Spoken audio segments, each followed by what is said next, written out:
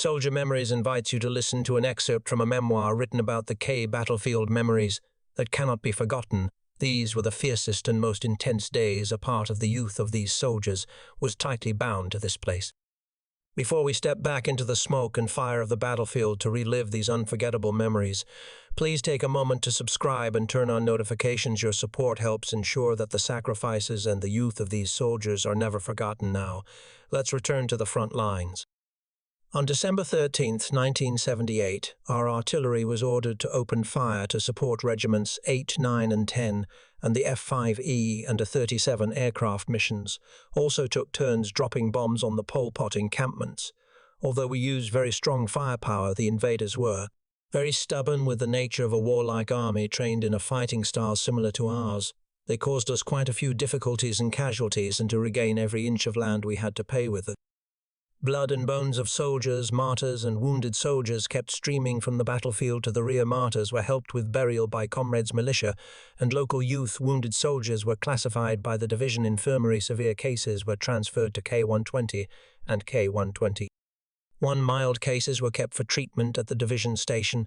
The people and local authorities from Anlong to Hong-On-gu district were ready to help the troops when requested, especially the district party committee authorities and departments of Hong-On-gu district. At this time, some had to evacuate, and they knew very well that if there were no troops of Division 339 in front, then there would be no ground left for them to stand on. With the extensive experience of the division command, who had gone through the years of fighting the Americans at this time, Brother Duong Tu was the division commander, Brother Bei Kuong was the political commissar, and Brother Hai Ti was the deputy political commissar. Only after 5 days, the division had inflicted heavy losses on the enemy force in this area, forcing them to cluster close to the border, and the battle at Go Shua took place extremely fiercely. Our troops suffered many casualties. On December 18, 1978, I was led by Comrade Huyen, the cadre assistant of Regiment 8 to the regiment headquarters stationed at Don Phuc Hamlet.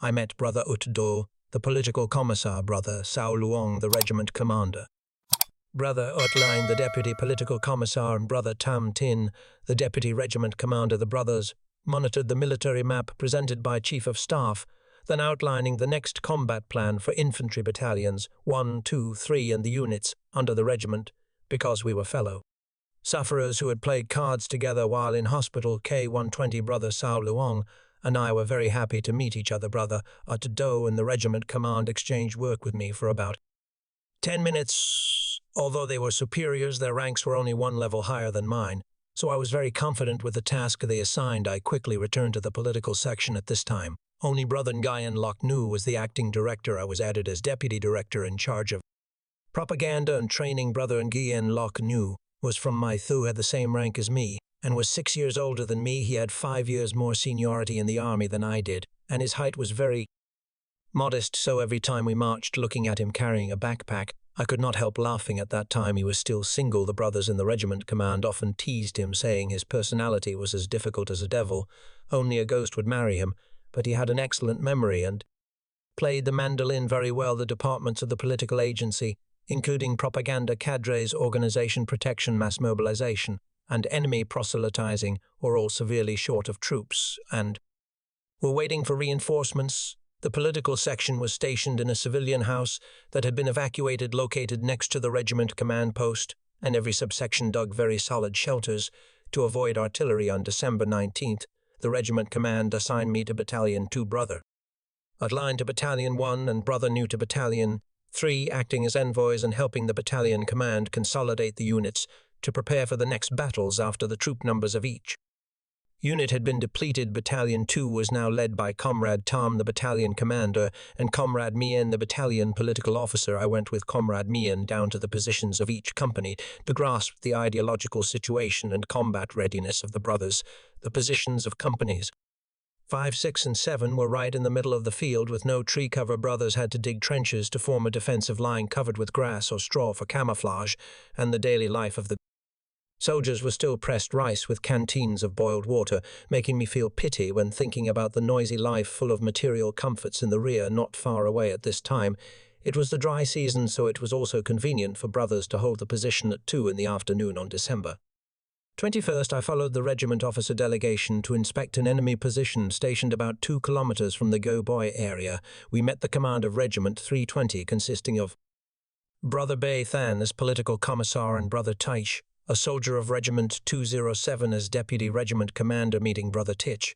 Right in the middle of the fierce battlefield, we brothers were indescribably happy. He hugged me without saying a word. Regiment 321 shared the fire with Regiment 207 in the formation of Division 8, and now Regiment 320 and Regiment 8 were present right in the middle of the fierce battlefield to continue sharing the fire with each other. The emotion was indescribable for us combat soldiers of those days. We were led by the command of Regiment 320 to survey the outpost position under the rows of trees interspersed with civilian houses, but no civilians were seen. The outpost position here had a system of thick earth fortifications with connecting communication trenches, so our troops could maneuver under enemy fire.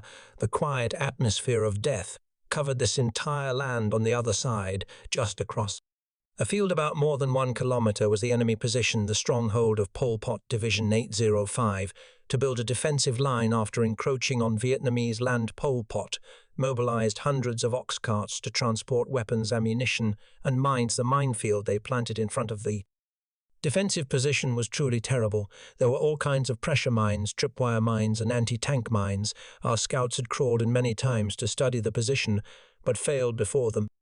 Minefield, and many bodies of our brothers still remained there. Behind the minefields were resistance nests, where they arranged heavy machine guns, light machine guns, 12.8mm guns, and closest were the 75mm recoilless rifles, 82mm mortars, and 61mm mortars spewing bullets in all directions at any time. This was a continuous position system of the remaining Pol Pot troops on Vietnamese territory after Division 339 opened the attack. Regiments 9 and 10 suffered heavy damage and casualties from previous battles, so the Division and Military Region Command decided to assign Regiment 8 and Regiment 320 to destroy the last base of the enemy Division 805 in this area after 2 days and nights of field survey and research. On December 23, 1978, at the regiment headquarters, the mission was officially assigned to 3 infantry battalions and attached units.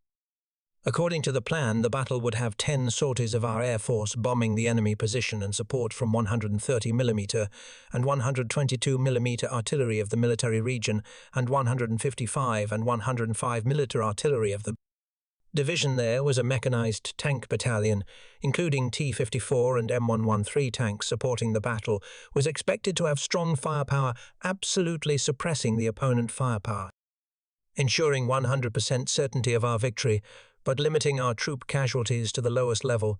An atmosphere of excitement was clearly shown on the faces of officers and commanders at all levels. The Pol Pot troops, after suffering heavy losses, had clustered in an area from Go Chua Hong, Yinggu District, creating a continuous defensive position to the Vietnam-Cambodia border. On the other side was Pre Ven province of Cambodia. The enemy force here, belonging to Division 805, was estimated at about 5,000 to 7,000 troops, equipped with modern Chinese weapons. On December 24th, after receiving the mission, the commands of the 3 infantry battalions and combat units urgently briefed every subordinate officer and soldier. I followed Brother Tam Tin, the deputy regiment commander, to the logistics section. At this time, Comrade Tang was the director to check the logistics work serving the battle. The ordnance unit had prepared a quantity of ammunition to promptly replenish the units. The transport force was on standby with 100% troop strength, ready to support combat units, transport weapons, supply ammunition, and evacuate the wounded. Upon request, we stopped by the forward surgical station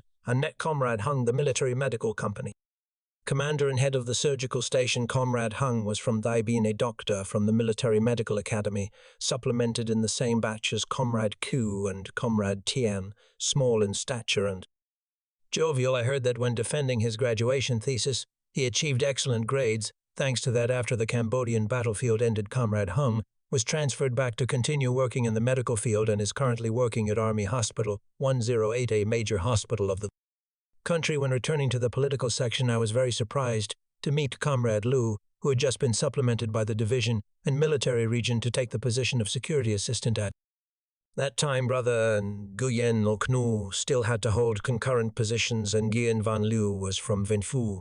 When in Regiment 207, he was a prison guard team leader for Saigon puppet officers. Although Lu rank was 2 levels lower than mine, We loved each other very much and often addressed each other as you and me. Later Liu was promoted to colonel and appointed head of the Criminal Investigation Department of the Military Region 9 Judicial Department. Now he has retired and is living in his hometown. Meeting Liu, we were both overjoyed, so from now on we had the opportunity to be close friends, always beside each other during the hardships, difficulties and fierceness of the war ahead.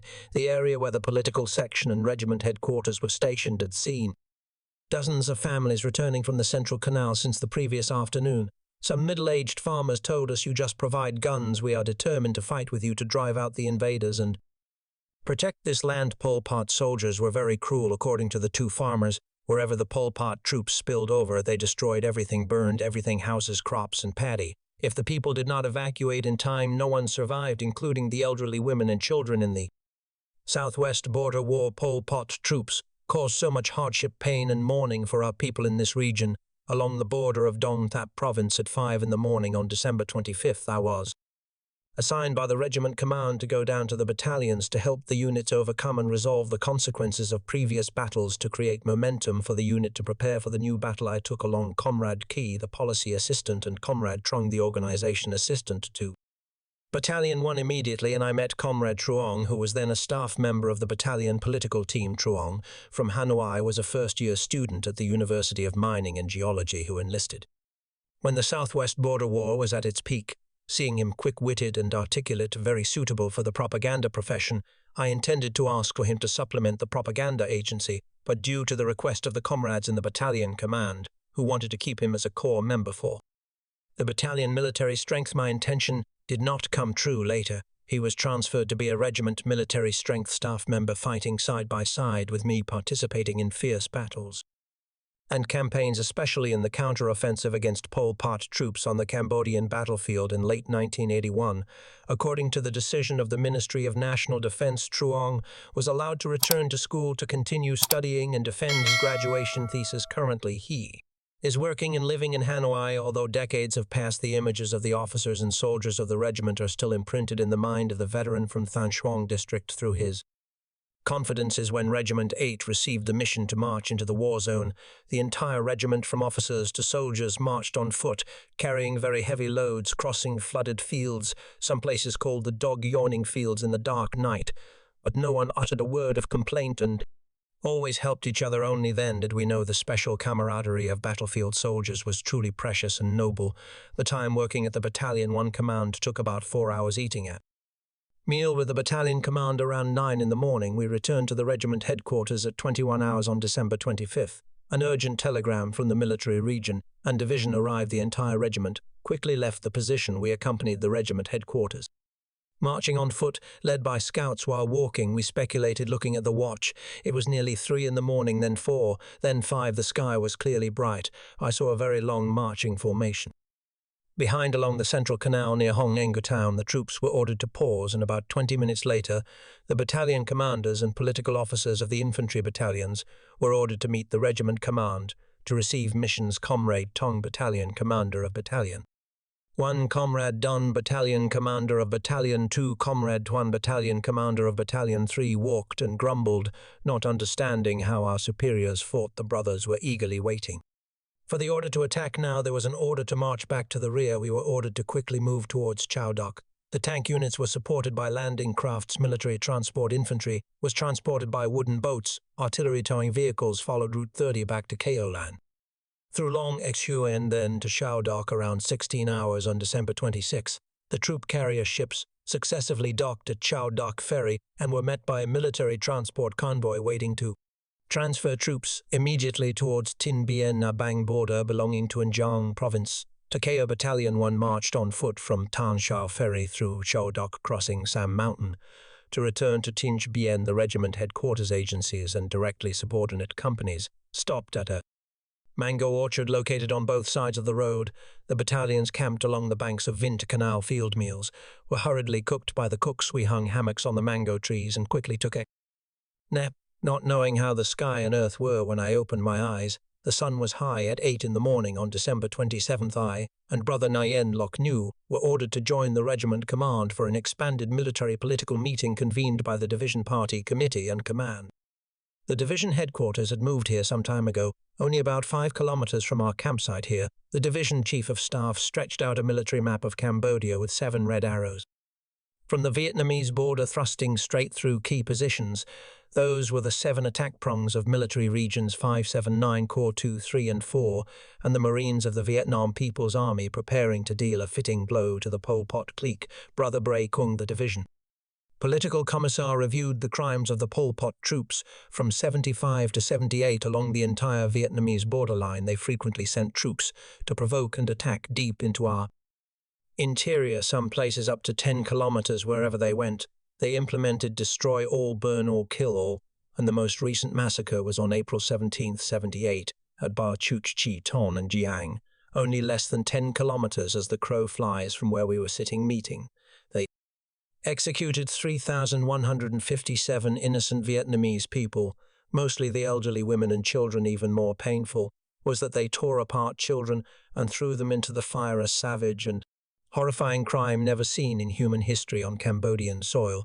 They implemented a very cold and brutal genocide policy. Nearly 3 million people, accounting for more than 40% of the population, were executed by them, mainly by smashing heads with hoes, with the expectation of the people of both Vietnam and Cambodia, requested by the United Front for the National Salvation of Kampuchea, the Politburo, and the Central Committee decided to send the Vietnamese army to organize a general counteroffensive to destroy the most savage enemy of the two peoples of Vietnam and Cambodia. Brother Ba Thu Son, the division political director, disseminated the 9 regulations of the Vietnamese government for forces performing duties on Cambodian soil and required the party committee command and commanders at all levels to be thoroughly informed, educating officers and soldiers to understand and strictly comply. At this time, we were also explained why the battle at Hong New was stopped. Regiment 320 and Battalion 502 were ordered to open a defensive blocking position besieging and stopping Division 805 at Go Chua, and also from this moment the regiments officially changed their names. 8 became 156E9, became 157E10, became 158E11, became 59. At that time Regiment 14 had not been supplemented yet.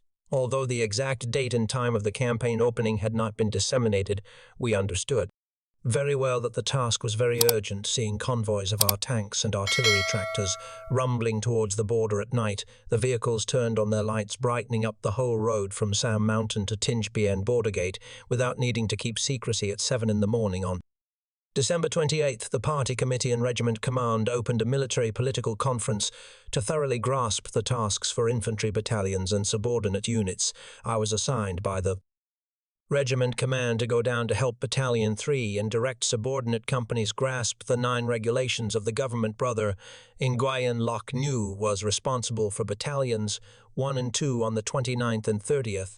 I completed the assigned tasks at 3 agencies of staff, political, logistics and subordinate units. Because the stationing area was close together, it was also very convenient. On the morning of December 31st, 78, Brother Ut Do, the political commissar of the regiment, assigned me the task of being a long-term special envoy at Battalion 3.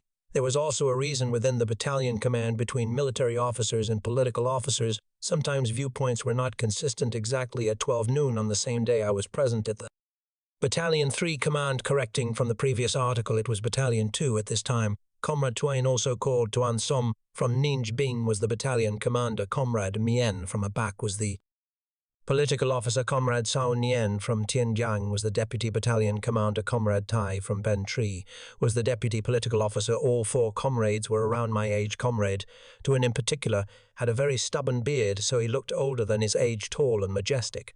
I heard that this comrade's temper was as hot as fire, and his rank was 1 level lower than mine. I quickly met the comrades in the battalion command to exchange work, and at the same time with the comrades grasped the ideological situation of officers and soldiers and the preparation of troops for the campaign. This morning, Comrade Mien, the battalion political officer, had replaced me in disseminating the 9 regulations to the troops. The brothers were very excited and were in a position ready to receive missions. Exactly at 0 hours on January 1st, 1979, long-range heavy artillery 130 mm, 122 mm of the military region and the command fired into the Lap base. The general counteroffensive campaign began. The Lap was a military base of the Pol Pot troops. undertaken by Division 210 located on Route 2 from Tin Bien to Takeo, about 7 kilometers from the Vietnam border, while Vinta Canal, about 100 meters wide, is a river located close to the Vietnam-Cambodia border. Our attack prongs were ordered to cross Vinta Canal by a system of field bridges assembled by regiment engineers, using 3 plank boats advancing straight towards Pol Pot military bases. I followed Battalion 3 along with the regiments, like a long arrow marching along the right side of Route 2, about 2 kilometers away, advancing towards a lap base. The time was also just beginning the dry season, so our advance path still encountered many difficulties. We had to wade through grass fields at this time. The fields bordering both sides were abandoned, and the enemy planted many mines. There were still many swamps and puddles, some places up to the knees or waist. About 1 in the morning, the Military Region Engineering Brigade was ordered to advance to bridge the Vinta Canal with specialized vehicles and a team of technically skilled officers and soldiers. After only about 4 hours, the pontoon bridge with a load capacity of hundreds of tons was completed, strong enough for our heavy vehicles to cross. At 4 in the morning, we had approached a lap base only about 700 meters away. Our troops were ordered to take advantage of the terrain to dig fortifications. 75mm recoilless rifles and 82mm mortars began shelling the lap base. 12.8mm machine gun squads lowered their tripods at the front line, all ready for the situation of the enemy pushing out to counterattack. At 5, the sky was clearly bright. Both we and the enemy could see each other. Enemy firepower of all kinds at the lap base. From all directions rumbled, pouring bullets into our position, lying behind a cluster of palmyra trees with a shallow open-air bunker. The commander, Battalion 3, was hit by dozens of 82mm mortar shells exploding very close, only less than 100 meters away. Dust rose, shrapnel flew, whizzing. 182 mortar shell fell right into the bunker containing the 2-watt radio. 2 comrades from Company 20 reinforcements sacrificed on the spot. The 2-watt radio shattered at 5 in the morning. Our artillery from the border direction again rapidly poured hundreds of heavy artillery shells, 130, 122, 155 and 105 into the enemy base. For about an hour, a whole stretch kilometers long along National Highway 2 was obscured by smoke and fire. At 6 in the morning, we completed the opening at the Tin Bien border. The enemy fled, leaving behind many dead bodies. The Pol Pot soldiers, who'd committed crimes against the Vietnamese people, now had to pay for their crimes. Military Region engineers proceeded to detect anti-tank mines on National Highway 2 at 7:30. Our tanks and armored vehicles had crossed the pontoon bridge and were only about 2 kilometers from the lap base. Enemy 105mm artillery, 75mm recoilless rifles and mortars of all sizes in the lap base shifted direction to fire at the convoy. Our tanks quickly dispersed to both sides of the road using self-propelled guns to spit fire in return. At 8:32, Air Force squadrons consisting of 6 F-5E and 4 A-37 from the border direction rushed over, diving to drop bombs on the Lap military base. A whole area of land in front of us shook, obscured by smoke and fire. I saw clearly dust and objects thrown into the sky, falling scattered following the bomb series. At 9:30, inside the base, the enemy gunfire had ceased. Our troops were ordered to leave fortifications, advancing into the enemy base. The enemy fled west towards Akio, gifting back 5 105mm cannons to the Vietnamese army, along with a lot of weapons, ammunition, equipment, and means of war. At 10 in the morning on January 1st, the T Lap military base, where Pol Pot Division 210 was stationed, fell into the hands of Regiment 156 Division 339, and participating units throughout the military region troops were ordered to stop to consolidate forces ready to receive missions for the next battles. Division 210, belonging to the Southwest Military Region of the Pol Pot troops, was a division that had provoked, invaded, and murdered Vietnamese people at Bay Chok Chi Ton Vietnam border in An Giang province. This division stationed at Lap, establishing a defensive line extending to the open area near the border, and was dealt a fatal blow by Regiment 156, Division 339 and forces in Military Region 9 on the very first day of the general counteroffensive campaign. Unable to withstand the firepower of artillery and air force with the strength of our attack, like a storm, they fled the base, leaving behind many dead bodies. I followed Battalion 3, quickly advancing into the enemy base. Their 105mm artillery position still smelled strongly of gunpowder, and shell casings lay scattered everywhere. Many ammunition crates were still intact, unopened, bearing the Mina label. Hundreds of meters away were deep bomb craters. Houses and camps of the Pol Pot troops were devastated. No one Told anyone our soldiers automatically searched for ammunition and weapons to self-supplement their stock, seeing a pile of 82mm mortar shells, comrade. And the battalion commander ordered proactive requisitioning, so every officer and soldier of the battalion headquarters had mortar shell on their shoulder war booty. Seeing the comrades in the battalion command carrying shells, I also took one, thinking that my luggage was much lighter than the soldiers. At 12 we were ordered to stop at an area in the Pol Pot base, an area of sheds interspersed with earthen bunkers and trenches from one bunker house to another. There were communication trenches. Bunker roofs were paved with palmyra trunks as big as coconut trees, covered with a thick layer of earth. After being carefully checked by the reconnaissance section, the Battalion 3 Command set up camp surrounded by subordinate sections and infantry companies. Because of marching and fighting all night when ordered to stop away, took the opportunity to find a place to rest. Thanks to the bamboo shed roofed with palmyra leaves, I and the comrades of the Battalion Command did not have to lie on the ground. My hammock and Comrade Mien's were next to each other. About 2 meters away were the hammocks of the battalion liaison boys. Looking at the haggard, hollow faces of officers and soldiers, my heart seemed to tighten. Loving my comrades so much for years, the battle had not ceased. Then I could not resist either due to lack of sleep. I fell asleep sometime around 15 hours. We were woken up by the cook. While we slept, the cooking comrades had gone to the kitchen to wash rice. The field meal was served right on the ground, consisting only of a little salty braised pork brought from Vietnam and a pot of soup stewed with all kinds of vegetables the cook found around the stationing position, cooked with MSG. The meal right in the middle of the Pol Pot army barracks made us feel tastier, proud and arrogant.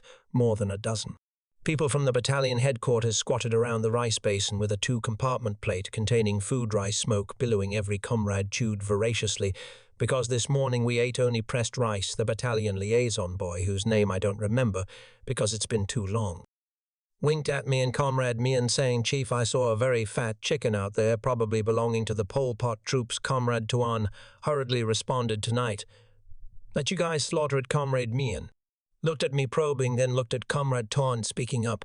"Have you memorized the 9 regulations?" I smiled, thinking to myself, if the chicken here is not Pol Pot's, then whose is it? And sure enough, tonight we would definitely get to eat a satisfying chicken meal. Eating deliciously, suddenly heard a crunch from Comrade Tuan's mouth. His right hand through the chopsticks, his left hand threw the rice bowl out about 2 meters. Comrade Tuan, with a grim face, went to the hammock to lie down. The cook and the liaison boys turned pale. It turned out Comrade Tuan bit into a stone, probably chipped a tooth, causing pain, so he got angry. Comrade Mien seemed unhappy, looking at me, and said, "Ignore him. Let us eat." At this moment I truly absorbed the advice of Brother Utdo when assigning the task of being a special envoy to this battalion. Remember to act as an intermediary to unite the battalion command. That guy Tuan has a temper like Zhang Fei, but he fights well. I smiled and spoke loudly, intentionally for Comrade Tuan to hear clearly. "If you don't eat any more, you have to bear the hunger. Here is not like in Vietnam, where you can go to the market to find cakes a moment later." Comrade Tuan crawled up, went to pick up the bowl. Luckily the bowl was not broken, wiped the dust with his shirt flap, served rice, and continued eating. While eating, Tuan said, "I apologize to Brother Kian and the comrades because the stone caused too much pain." Everyone laughed happily. The cook comrade also laughed along. At 16 hours I received a telegram from Brother Utdao to return to the political section to replace Brother Nguyen Loc Nu, who had work to go down to Battalion 2. At this time Company 20 had reinforced the 2-watt radio plus 3 backup radios of the battalion, so communication between the regiment and the battalion was very convenient and fast fighting while marching, so radio communication became the main means. Brother Utdao's real name was Nguyen Minh Dao, alias Nguyen Minh Hong, 7 years older than me, from though I son and Jiang, a hero of the People's Armed Forces during the anti-American period. The family had 2 brothers. His biological brother was Nguyen Minh Duong. Both participated in the revolution from the student movement, then joined the army. Brother Utdo had a medium builder face, always happy looking, very kind, gentle and polite personality, but very decisive in work. He was someone who always paid attention and regularly cared about me. Every time I was assigned a task I felt satisfied and extremely warm. Later, he was promoted to colonel, serving as the commander of the military command of Anjiang province, and was a member of the National Assembly. He passed away in late 93 due to a stroke. His wife was a city commando soldier, captured by the enemy and imprisoned in Phu Quoc. and was returned in 1973. Currently, she still lives with her children in Long Suyen and Jiang, escorted by 2 soldiers of the battalion back to the political section. Brother Bainu met me to exchange work, then shouldered his backpack to go on duty immediately. Just a few minutes later, we were ordered to march the regiment headquarters, including the command post, and the staff political and logistics agencies marched on foot from the stationing position to National Highway 2. This section was about 1 kilometer when about 50 meters from the road surface we stopped. National Highway 2 was now dense. Military convoys were rumbling towards the front line. Direction to KO, interspersed in the noise of the convoys, were large military transport trucks, like GMC's in 3-axle huge T-54 tanks, with long, arrogant turrets covered with camouflage leaves, looking just like moving bushes. Behind each tank carried an auxiliary oil tank reserve. Enough for our war horses to gallop on the journey nearly 200 kilometers to the capital Phnom Penh. Then the convoy of M113 armored vehicles majestically rolled iron tracks on the asphalt road, followed by a convoy of artillery towing vehicles stretching out of sight towards the border, ready, waiting for the order to start the engine. Just looking at the scene on the marching road, one could feel how strong the counterattacks of our army against the Pol Pot clique would be. About 19 hours, the regiment headquarters was picked up by more than a dozen military transport trucks, and the political section, with a strength of more than 20 people, was carried by a GMC driven by a driver named Thang. The logistics department immediately issued dried rice. Just pour boiling water in for 5 minutes, and it becomes rice. If cold water, then 30 minutes, plus canned meat, canned fish. In addition, every 3 people had a plastic can containing 30 liters of water brought along on the truck. Of course, everyone had a water canteen always carried by their side. At 20 hours, our truck started following the convoy of tanks and armored vehicles on the highway straight towards Akio. Tonight there was no moon but many stars, so it didn't feel dark. The vehicles only turned on their undercarriage lights. This vehicle was about 50 meters from that vehicle. The vehicles ran very slowly, maximum speed, not reaching 20 kilometers per hour, many times stopping and waiting for a hold. Hour before continuing, our troops on the truck began to sleep. Many comrades lay down on the truck floor, using backpacks as pillows, snoring. Oh, soldiers who lost sleep all the previous night could only nap a little today. My eyes also wanted to close. Sitting in the cabin with Comrade Lu, we took turns chatting with Comrade Thang, the driver. I whispered in Comrade Lu's ear, "If the driver nods off, dozens of lives on this truck are done for." Comrade Lu was still worried. Going like this, if Pol Pot ambushed on both sides of the road and gave a B-40 shot, we would be done for. I reassured Comrade Lu and asserted, "Rest assured, superiors have sent reconnaissance infantry units ahead to cling to the enemy guard and protect our vehicles. Dare to run on the road like this." Then, too tired, I also fell asleep suddenly. My body was jolted up, head plunging forward, startled, opening eyes due to the driver hitting a pothole. Driver Thang braked hard. The brothers sitting behind clamored. The driver's eyes were still bright. Calmly said, "The road is too bad." Brothers, hearing that sentence, I felt pity. Looking at the watch, I knew I had napped for nearly an hour, only feeling sorry for the driver and Comrade Lu for the safety of the brothers' lives. Trying to overcome hunger and sleepiness, about 2 in the morning, we were ordered to stop. The vehicle on both sides of the road was a field with many palmyra trees. Not having to dig fortifications, our troops spread nylon sheets right on the field surface. Just a moment later, everyone fell into a deep sleep. Almost all this night, nodding off on swaying trucks. Transport trucks were also pulled into both sides of the road, spilling down into the fields.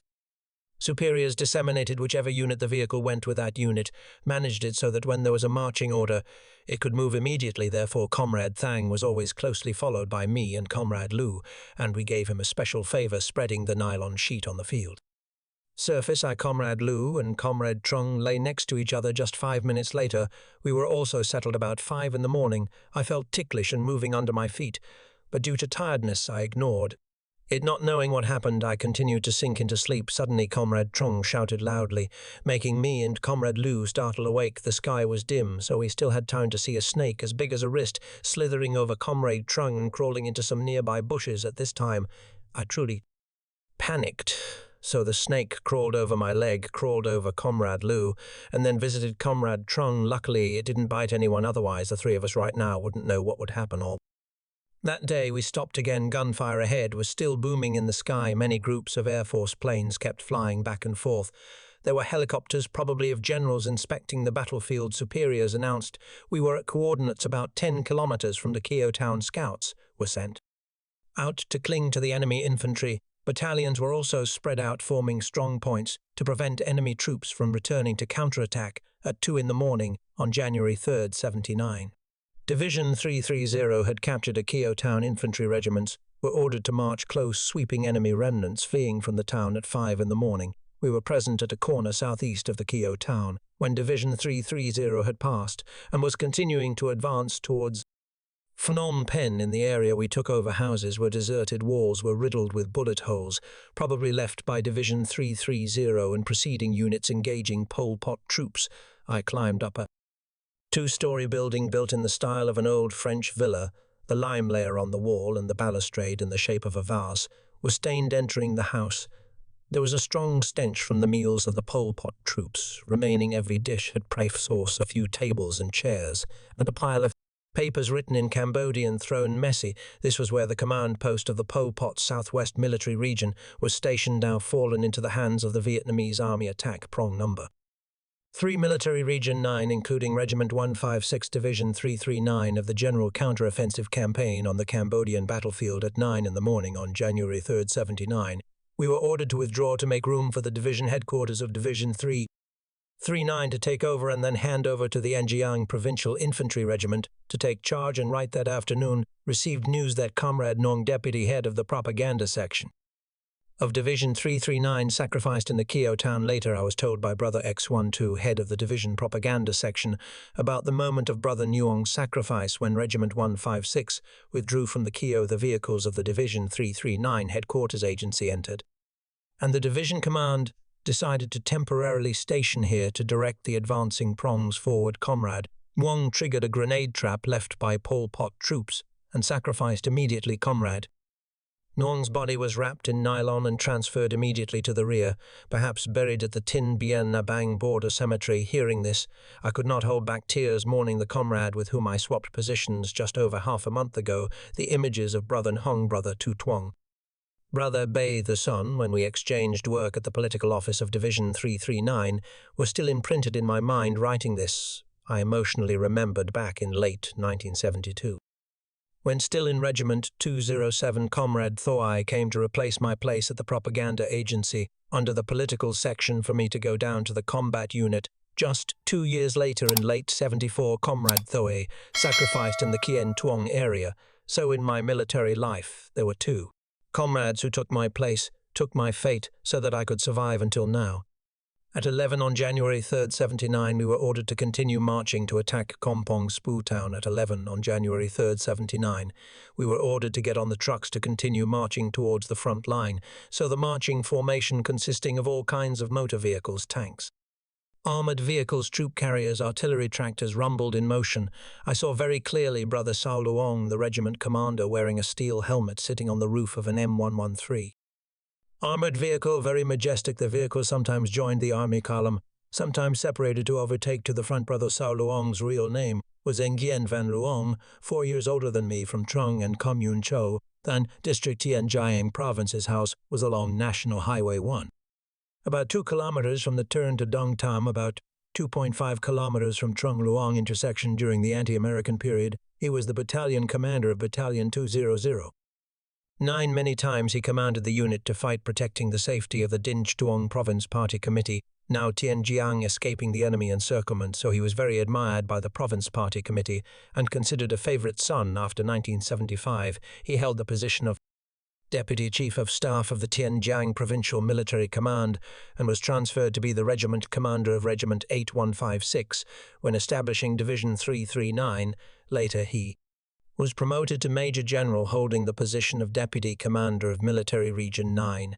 Now retired and living in his hometown, the convoy crossed a stretch of about 10 kilometers on National Highway 2 past Keo town, then turned left into a dirt road about 5 to 6 meters wide, heading straight for Kompong Spu town. Kompong Spu town is the provincial capital of Kompong Spu province, located on National Highway 4 from Kompong Som Port to Phnom Penh, about 50 kilometers from The capital Phnom Penh, this place was chosen by Pol Pot troops as a military logistics base responsible for supplying ammunition and weapons to the southwest military region and other places, so it had special importance and was strictly defended by them, the campaign command of the military region. And Division 339 decided to assign Regiment 156 as the assault spearhead attacking, occupying and liberating Kampong Spo town at 16 hours on January 5th. The command post was only about 5 kilometers from the town and was ordered to stop the regiment headquarters, including the regiment command post stationed right on the right of the dirt road. With many bamboo clumps scattered were civilian houses interspersed with mango trees laden with fruit. Looking at the mango trees, the fruits were still young, but their density covered the whole tree canopy, drooping down to near the ground. It seemed like the tree had no leaves. The scenery here reminded me of the period of 70-71 when Regiment 207 attacked the Lone No Clique in Kampong Thom and Kampong Cham. I stayed and met many countrysides at that time. There were mango trees laden with fruit exactly like the mango trees here. The people in this area were forced by the Pol Pot clique to flee into the forest, so in the villages not a soul was seen besides mango trees. There were many other types of trees such as coconut, banana, papaya, rife, right before our eyes, but none of our soldiers dared to touch them because the 9 regulations of the government and military discipline stipulated not to touch a needle or thread of the people. And at this time Brother Nguyen Loc Nhu, who went on a mission down to Battalion 2, had not returned yet, so all the work of the political section was managed by me. I requested the brothers in the agency to urgently dig fortifications in case when we opened fire, the enemy would counter battery fire 3 people per bunker. Soon the political section had nearly a dozen open-air bunkers about 80 centimeters deep, mainly to avoid shrapnel. If enemy artillery hit the bunker directly, it would be considered done for. I spread the nylon sheet down the bunker, then backpacks, guns, ammunition, everything was put down. Lying back after a day of mechanized marching was truly refreshing, making me feel pity again. Remembering the years in Regiment 207, our troops had to march wading through fields in the middle of the rainy season, then enemy aircraft sprayed bullets, fired rockets just after a few hours. Hundreds of our soldiers sacrificed. That was the battle on October 3rd, 1973, at the Bien Creek Long in province. Thinking wanderingly and dozing off to sleep, I was woken up by the political section liaison comrade informing that there was a call from the regiment command inviting to a meeting. Walking just less than 100 meters, I was present at the command post along with comrades from logistics staff under a huge saw tamarind tree. Next to it was a solid bunker for the command post, just completed by the engineering section. Here we were thoroughly briefed by Brother Utdo, political commissar, on tasks and requirements. Especially he repeated again and again the 9 regulations on mass mobilization policy. The regiment commander, chief of staff, combat operations chief were still burying their heads in the military map spread right on the ground. Combat operations chief real name was Nguyen Van Trine from Han Han. Then Xuan Nguok, Xuan Truong District, Nam Dinh Province, the same hometown as Uncle Truong Chin, a countryside with revolutionary and studious traditions. Through statistics, there were hundreds of doctors through periods. Comrade Trine, around my age, also graduated from the infantry officer school before entering the battlefield. Very funny, talking humorously, very charming, and now probably retired, living in my Tho city, owning a watch shop, and we still meet regularly after the flash meeting convened by the regiment command. I returned to the stationing position. Brothers in the political section had finished dinner, the dinner cooked hurriedly by the cook, so leaving me as the last person to eat the meal. Right in the middle of the battlefield, my remaining portion of rice was in an aluminum basin. On top was a 2-compartment plate containing a little food. It was getting dark, so the liaison boy carelessly stumbled, so the rice, along with the plate of food, my dinner standard, was gone, scattered all over the ground. No way to gather the small amount of rice to put it into the empty stomach. If only at this time there were a few chickens to clean up, it would be the best policy. The liaison boy hurriedly ran to meet the cook comrade, begging to set up the stove. I stopped him and took a bag of dry rice, poured cold water, and about 30 minutes later had a bag of bland rice eaten with salty braised meat the cook kept for reserve. Still much better than the days in the southwest battlefield. About 19 hours, Brother Nguyen Loc Nhu returned from his mission to the political section. I hurriedly exchanged work and the content of the meeting newly convened by the regiment command. After that, Brother Nhu invited the assistant comrades in the political section to confer immediately, identifying as a key agency in complying with policies and guidelines of the party state and army, at the same time responsible for supervising the implementation of units. All comrades of the section promised to be determined to complete the assigned heavy tasks. Right that night, most assistant comrades were sent down to infantry battalions and subordinate companies to take assistant comrades in the political section and some staff sections down to the battalion. The regiment command dispatched a reconnaissance squad and guard force to act as escort guides. At this time, 3 infantry battalions 1, 2, 3 had approached very close to Kampong Spo town, seeing comrades Lu Trung, Kai Kuchu Huyen, and Ha, taking turns shouldering backpacks, leaving the unit in the dark to perform tasks. Brother Bei New and I were both happy and loved the brothers infinitely. At the regiment headquarters and 3 agencies of staff, political, logistics, tonight seemed like we didn't sleep. The information comrades still moved like shuttles to quickly transfer telegram orders from the campaign command to the regiment command post, then orders from the command post to the forward units. About 24 hours, I and comrade Trine Combat Operations Chief, along with Brother Tam Tin, Deputy Regiment Commander, were assigned by the Regiment Command to visit and inspect the armored unit, the 105mm artillery position of the division, reinforced by the military region. We were escorted by nearly a dozen Guard soldiers, including Comrade X1 from Vine Long, as platoon leader, acting as guides. About 2 in the morning on January 6, 79, we were present at the command vehicle of the M11. 3 Armored Battalion at this time. Having approached Kampong Spo town about 3 kilometers away, the battalion commander and battalion political officer guided us to visit the position on an area of about 10 hectares located along both sides of the road. There were nearly 20 armored vehicles, war trophies captured from the U.S. Army and the Saigon Puppet Army, with the letters U.S. removed and replaced by a 5-pointed yellow star. The soldiers of the tank armored unit were still on duty on the vehicles and ready to sortie when ordered, looking at the lumpy, majestic iron crabs, pointing the barrel of the 12.7mm heavy machine gun forward. In our hearts, we felt elated, a belief in certain victory, a belief that we would soon complete the international obligation and return to the beloved fatherland, meet loved ones again. Visiting and inspecting the position of the armored unit finished, Brother Tam Tin decided to go immediately to the 105mm artillery unit, the ground artillery battalion, reinforced by the division tasked with opening the barrage of fire into the garrison of the Pol Pot troops stationed in Kampong Spo town. Back on the dirt road to the rear, past the regiment command post, about 1 kilometer, was the artillery position. Also artillery captured from the U.S. Army and the Republic of Vietnam Army, now staffed for the artillery force of our army, we were told by comrades in the artillery battalion command in early May 75. The unit received many 105mm cannons of the Saigon Puppet Army at Dong Tam Base. My Tho and other places. The Southwest Border War broke out. Due to the need to bring artillery up to the border to stop the Pol Pot troops, superiors allowed the retention of some artillery gunners of the Republic of Vietnam Army at that time. Each gun crew had up to 1/4 of the troop strength, mainly technical gunners, both directly firing when requested and guiding techniques for our new recruits, and in a very short time the artillery soldiers of the Vietnam People's Army used proficiently U.S.-made trophy guns artillery, and until now 100% of officers and soldiers have been trained methodically in formal schools with high technical levels, ready to receive the mission of pouring firestorms on the enemy. Hearing this, we were very happy and reassured. Comrade Trine in particular was famous as a witty soldier who liked to joke, as a true guys don't punch out. Infantry in the back. Okay, the comrades in the artillery battalion command, and we laughed happily after that.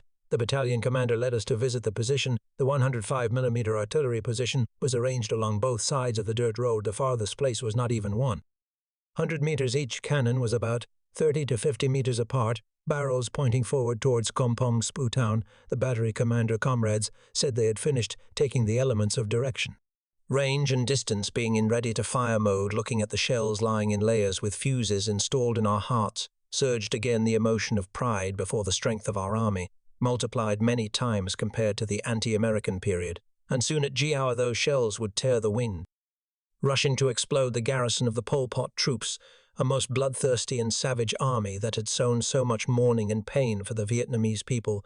The trucks towing artillery were still on duty right next to them, so that when ordered they could continue moving immediately on each truck. There were still many spare ammunition crates for the campaign and upcoming battles. At 5 in the morning, we returned to the regiment command post. Brother Tam Tine went in to confer and report to the command post. At 7 on January 6th, 79, our artillery was ordered to open fire. Shells tore the wind, flying close over our heads, rushing into Kompong Spo town, at first sporadic, waiting for artillery reconnaissance. About 15 minutes later, our artillery was ordered to fire rapidly. A whole area of enemy base, obscured by smoke and fire. Our artillery just stopped. M113 tanks were ordered to sortie to support firepower for infantry. At 8 o'clock, Kompong Spo town suddenly resounded with earth-shattering explosions of various artillery mortar shells, interspersed with the sounds of small arms fire. Just a few minutes later, we determined our artillery had hit the enemy ammunition depot. The regiment command post ordered armored units and infantry battalions to stop advancing. Explosions in the enemy ammunition depot became more continuous later, making me associate with the traditional Tet days of the nation, before, especially at the moment of New Year's Eve. Firecrackers of all sizes creating a festive sound everywhere. The enemy ammunition depot in the base of Kompong Spo town was hit, causing the advance of our army to stall. Telegrams from the front continuously transmitted back. The regiment command post was as happy as a festival because we had destroyed means of war, making the fighting power of Pol Pot weaker.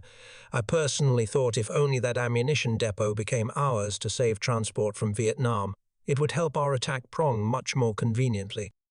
Later, there was a source saying the enemy ammunition depot was not hit by artillery, but the enemy destroyed it before fleeing. At 14 hours on January 6, 79, the explosions in the enemy ammunition depot completely ceased. Our advance prongs were ordered to continue closing in and entered Kompong Spo town, meeting no resistance. The enemy abandoned the town, fleeing towards the southeast, where the majestic Chuong Lang mountain range is located. Kompong Spo town, where the logistics base of Pol Pot was located, fell into the hands of Regiment 156 and Division 339, along with participating units. At 15 hours on January 6th, during the general counter-offensive on the Cambodian battlefield.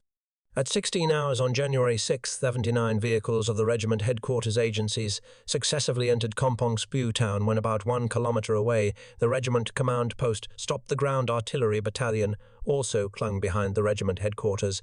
The infantry battalions and armored units had completely mastered the town and were ordered to sweep the fleeing enemy. The reconnaissance section continued to track enemy traces to help the regiment command post issue timely orders. At 16:30, I followed Brother Tam Tin, Deputy Regiment Commander, along with some comrades from the staff, to grope to the newly exploded ammunition depot of the Pol Pot troops to see how it really was, hoping to find some weapons for the troops.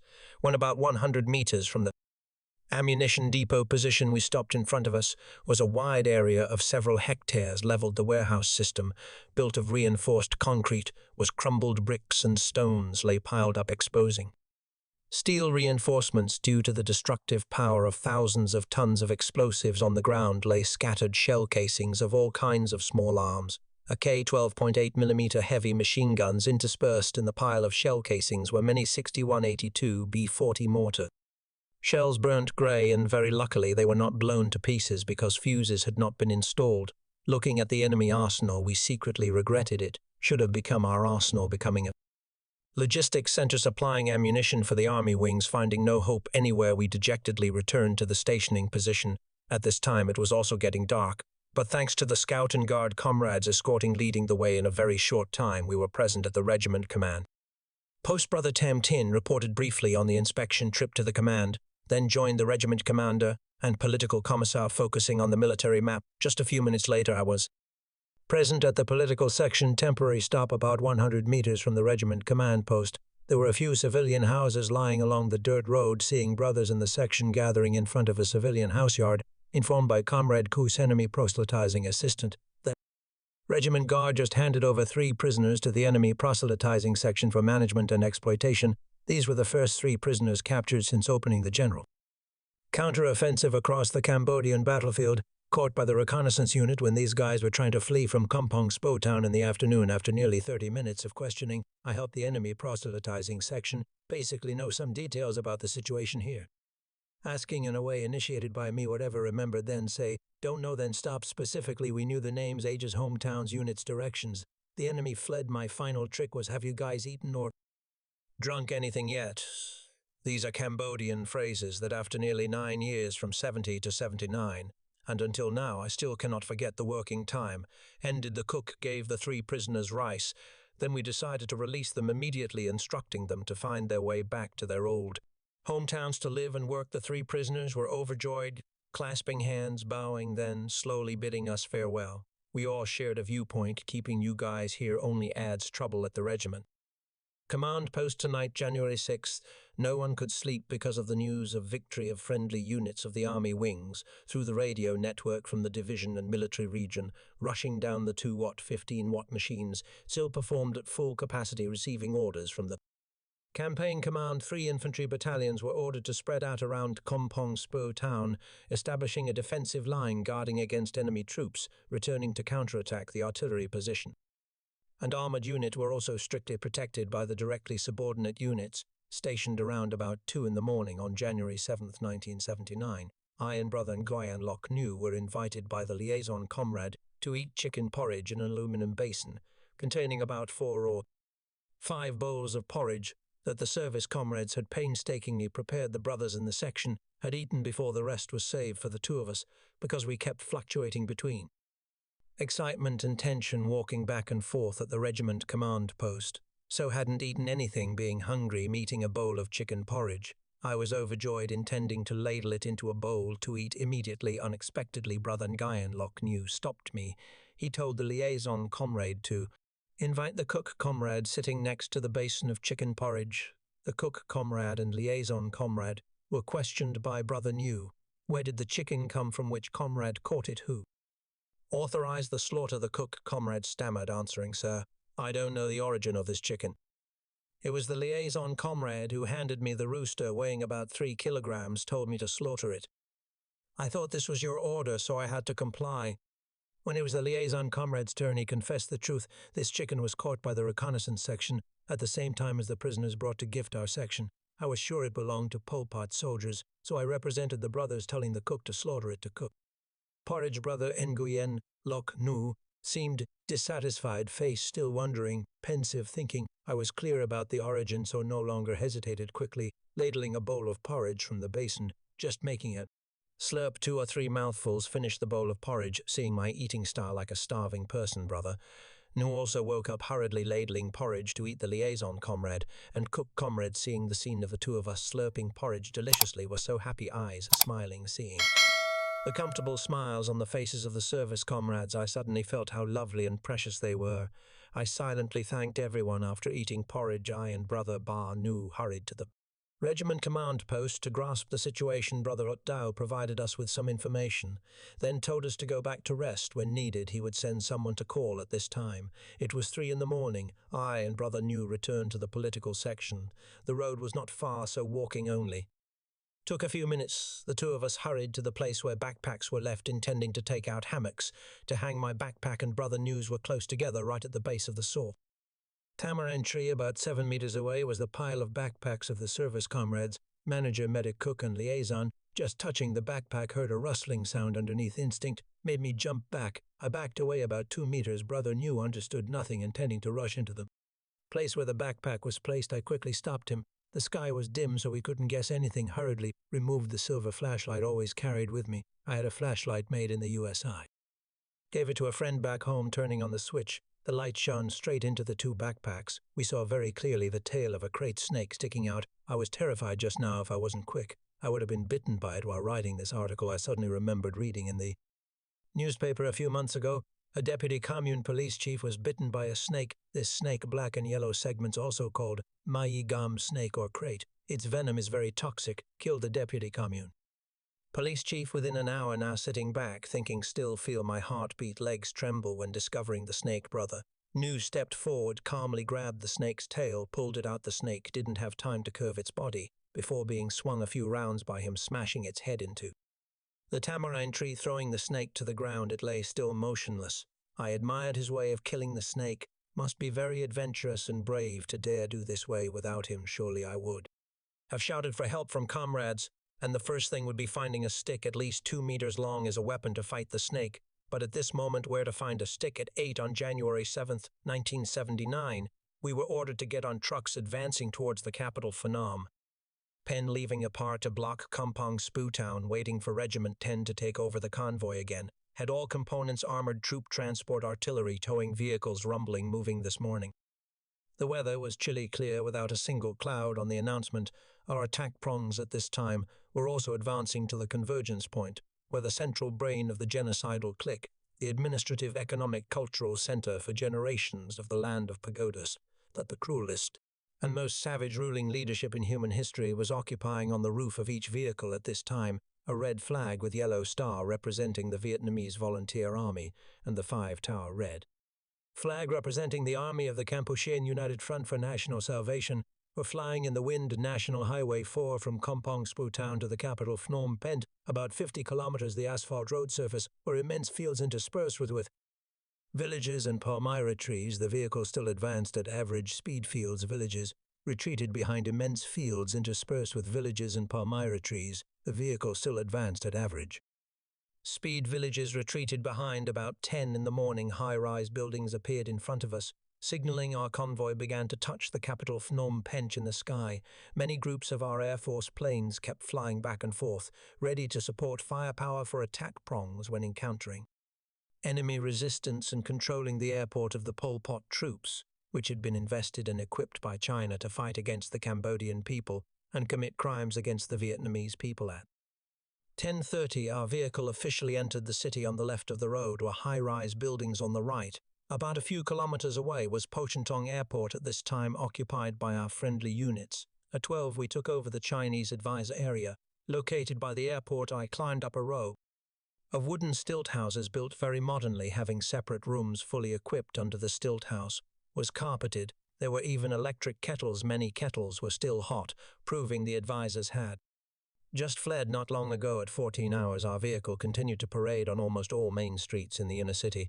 The capital, Phnom Penh, was constructed during the French colonial period, so it was very beautiful, and elegant houses were not very high, no skyscrapers like in Saigon, and no slums. Like in some other cities, the architectural style here was mostly French. High houses, wide doors, wide sidewalks on both sides, very convenient for pedestrians. We wandered in the city for nearly 3 hours, yet only met 2 civilians. The city was deserted and desolate. It seemed the original inhabitants here had been relocated since 1975. Others were killed because Pol Pot considered them intellectuals after building the government. Friends summarized more than 90% of the intellectual team, including artists, doctors, engineers, professors, and teachers, were executed by Pol Pot troops. Very few survived by running into the forest or running to Vietnam. At 17 hours, we stopped at a neighborhood near the new market here. Most houses were only 2 to 3 stories high, interspersed with level 4 houses like warehouses. At 19 hours, scouts reported discovering an enemy medicine warehouse located about 300 meters from the stationing position. The regiment command mobilized the entire military medical section to collect war trophies to supplement the medicine stock for use when needed. Some soldiers from the 3 agencies of staff, political, logistics also came to visit later. I was told by the comrades discovering the medicine warehouse. Surely some unit had arrived before, saw a warehouse thousands of square meters wide, filled with boxes of Western medicine, Chinese medicine, medical instruments opened, lying scattered, messy. The military medical comrades had knowledge, so they knew which medicine was good to treat or provide emergency aid to wounded soldiers. They only collected antibiotics like nicotine, penicillin. These medicines were very expensive at that time. Our army was still short. A soldier in the section gave me 2 boxes of tonic and recounted we went in mainly to find tonic, especially ginseng tonic boxes, rectangular iron boxes containing nearly a dozen red ginseng roots, as big as a thumb. I ventured to ask, this medicine box has labels printed entirely in Chinese characters. Can you read Chinese characters, sir? When I went to school, I only learned Russian. So how do you know it's tonic, sir? Report. Whenever I see a box printed with a ginseng root, shaped like a human figure with dangling roots, I know immediately it's ginseng tonic. I silently admired his intelligence and assuredly put 2 boxes into the bottom of the backpack in case health had problems, would bring out as a talisman. Writing this, I emotionally remembered late 1969, early 70, when marching on the Trong Son Trail, a lieutenant officer, 1 bar.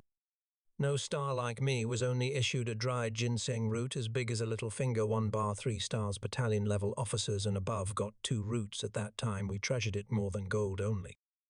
When too tired, cut a slice as thin as paper to put in the mouth. so at 17 hours on January 7th, 79, Phnom Penh City was completely liberated by the Vietnamese Volunteer Army, including Army Corps 3 Military Region 9 and Army Corps 6 Corps 4 including Regiment 15. 6 Division 339, the brain of the Pol Pot clique and Chinese advisors, had managed to escape into the forest. Some ran along Route 5 to the Thai border. Also for that reason the war had not stopped. Our comrades continued to shed blood and sacrifice. Later, when the capital Phnom Penh was clean of enemy troops, the general counteroffensive campaign on the Cambodian battlefield as of January 7th, 79 was basically completed. It was almost like April 30th, 75. When we advanced to liberate Saigon, only that the brain of the genocidal Pol Pot clique here was very stubborn and crafty, plus the enemy's main force had not been destroyed, so they were still very strong. They implemented the floating duckweed tactic, initially withdrawing from the capital Phnom Penh and some other cities, moving troops to rural areas and into the forest, creating opportunities to return to counterattack. On the morning of January 8th, our political section was very happy when the military region and division simultaneously reinforced 2 officers. Brother Thiep Comrade, the brother Nguyen Ngos Thiep, from Habak was officially transferred to hold the position of political director at this time. Brother Benu was still acting. Brother Thiep had dark-tanned skin, solid, tall, gentle face, stuttered when speaking, cheerful personality, gentle, very fond of subordinate officers and comrades. Comrade, though, was supplemented for the mass mobilization section, currently a businessman living in Thu Duc. Also during this time, the regiment command decided to transfer Comrade Hyep from the finance agency to reinforce the political section and was supplemented for the propaganda agency. Comrade Hyep from Vinh Phu joined building the regiment from its establishment and participated in fighting at the Dongkap and Jiang border, later transferred to work at the General Political Department of the Army and currently living in Hanoi. At 16 hours on January 8, 79, we were ordered to march. The marching formation, consisting of all kinds of motor vehicles, again rumbled bravely, rolling on Route 5. Route 5 originates from Phnom Penh through Udong to Kompong Shnang to Persit to Battambang, then to Thailand. This road section width was like Route 4, only not flat, very many potholes, elephant holes. Many places the surface asphalt layer had peeled off, exposing a layer of gravel. When vehicles passed, a whole layer of dust rolled up, spreading blindly. Very pity for the vehicles running behind. Perhaps this road from the Lone Nol regime time 70 to 75 to the Pol Pot time 79 to 70 FAD had not been repaired, so it degraded terribly, like that the convoy was long out of sight, each vehicle about 30 meters apart. The GMC carrying the political section kept swaying violently, sometimes tilting this side, sometimes leaning that side, so our soldiers sitting on 2 sides had to cling to the truck side very firmly, trying not to be thrown to the ground. About 20 hours the convoy stopped. Reconnaissance and infantry units were ordered to search far away. There were still sporadic explosions. Possibly the leading element had clashed with the enemy. Wet quickly got off the truck, spreading out to both sides of the road. Service comrades, equipped with AKs loaded ready to fight. Nearly 20 officers of the political section, carrying all pistols, also drew guns from holsters. I checked the weapon carried with me, a K-54 with 3 magazines, each magazine 8 rounds, one of which was loaded into the gun. Oh God, I thought to myself, if the Pol Pot troops rushed in, don't know how to fight. Hurriedly touched the small pocket on the backpack, found a bag of bullets wrapped in a sock, old, probably nearly 100 rounds. So I was temporarily reassured, but one thing made me truly trust was that in front, behind, left and right were tank armored infantry units blocking. If the Pol Pot soldiers reached this position, they certainly had to step over the bodies of soldiers in the units mentioned above. At 22 hours we got on the truck to continue advancing. The truck ran very slowly, only a few times faster than walking. About 23 hours. Brother Thiep told the driver to stop the truck when detecting a group of soldiers gathering by the roadside. When the truck stopped completely, and he quickly got off the truck. It was dim dark, although not seeing faces clearly, but I knew for sure this group of soldiers belonged to the regiment reconnaissance unit. About 5 or 6 reconnaissance soldier comrades were gathering around something I heard soldiers discussing noisily. Some said this was gold, others said this was brass, arguing loudly.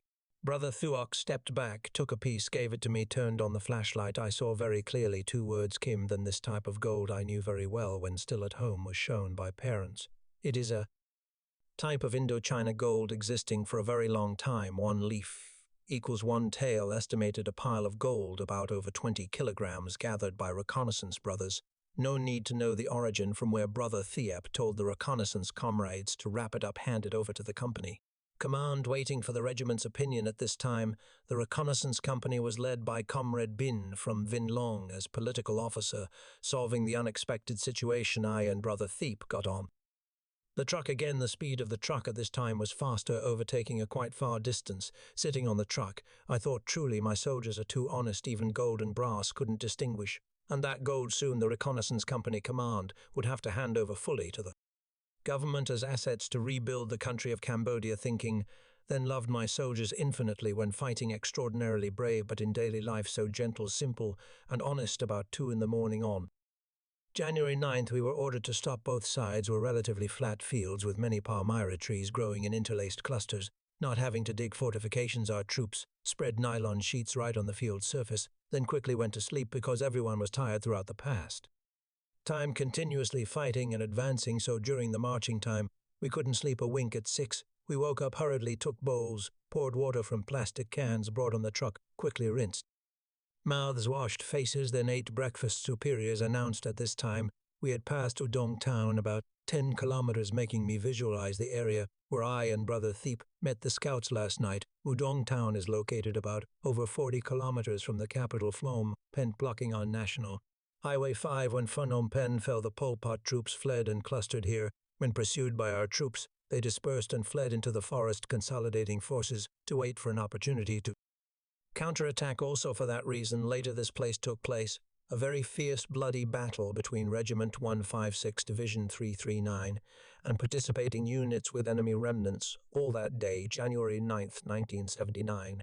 we stopped to wait for orders. Reconnaissance unit and infantry units were spread out to sweep enemy remnants, still lurking very near here, but the enemy knew for sure at this time our force was still very vigorous, so they dared not show their heads at 5 in the morning on January 10th, we got on the truck again, advancing forward towards the Thai border, handing Udong over to Regiment 157 to take over, and then Regiment 158 because Division 330 went ahead to open the way. In less than 3 hours, our convoy arrived near Kompong Shnang town. Kompong Shnang town is located nearly 100 kilometers west of Phnom Penh, right on the axis of Route 5 to Pursat. From the town, turning right there, is a road to Tonle Sap and an old airport abandoned since before 75. Turning left leads to the new airport at 900 hours.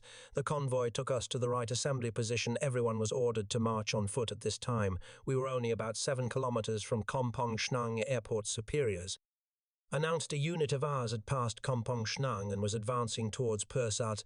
The regiment ordered infantry units to spread formation on both sides of the road, some places 1 kilometer deep, establishing a defensive line protecting Kompong Shnang town. At 9:30 on National Highway 5, convoys of motorized vehicles were still rumbling into the town. This was the agency of Division 339 headquarters and the forward command of Military Region 9, still sticking to their advancing prongs to command units to continue sweeping Pol Pot and liberating the remaining lands. The regiment command post was stationed at a small village. People were forced by Pol Pot soldiers to run with them called villages, but houses here were very shanty. Surrounding were patches of sparse forest, including all kinds of miscellaneous trees. We met a rice barn still smoking. This rice barn was burned by Pol Pot troops when they herded people into the forest during the temporary stop. The cook comrades also hurriedly set up stoves and were ordered to cook extra portions of pressed rice for the afternoon.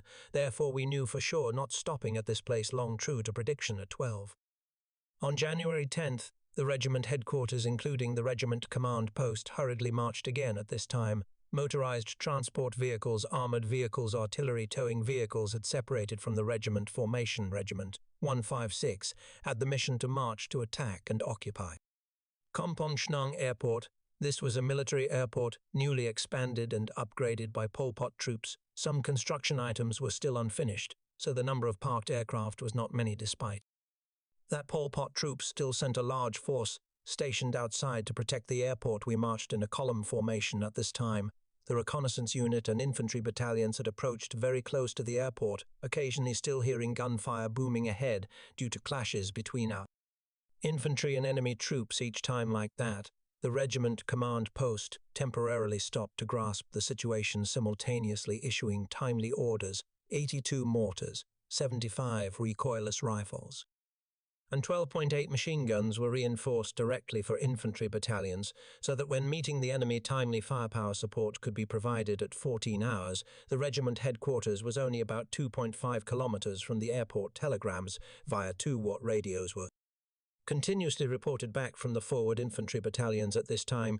we were stopping at a patch of sparse forest, a type of tree not high, interlaced on grass in the sky, not a cloud, and the afternoon sun poured down like fire with terrible heat. So in order to stop, we quickly found tree shade for shelter. I and Brother Thiep, along with the liaison boy, rushed straight into a clump of trees with high canopy and met a few ox carts. Immediately 5 or 6 cows were also tied nearby. When seeing us, they panicked, bewildered. Then Mood, the liaison boy, hurriedly took off the AK gun from his person, holding it in hand, loading it into I and Brother Thiep also hurriedly drew 2 pistols. We advanced deeply dozens of steps, meeting a group of people, about 4 or 5 families, shrinking humbly in the clump of trees.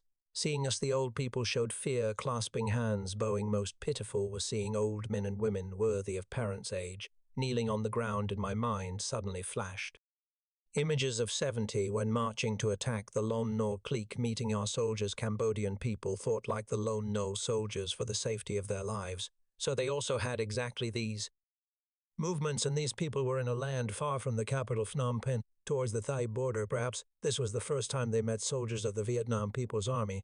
I hurriedly holstered the gun, helped the old people, and signaled them to sit down. The first sentence I said in Cambodian: Yung Con Hom Con Top Bochu Chua Vietnam. We are the Vietnam People's Army. Ve Kong Top Pol Pot Dan Quan Pol Pot Tu Chayun Kampuchea Champukichai. Cambodian people are okay then, continued asking in Cambodian. I learned that this group of 10 people lived near Route 5, just ran in here a few hours ago.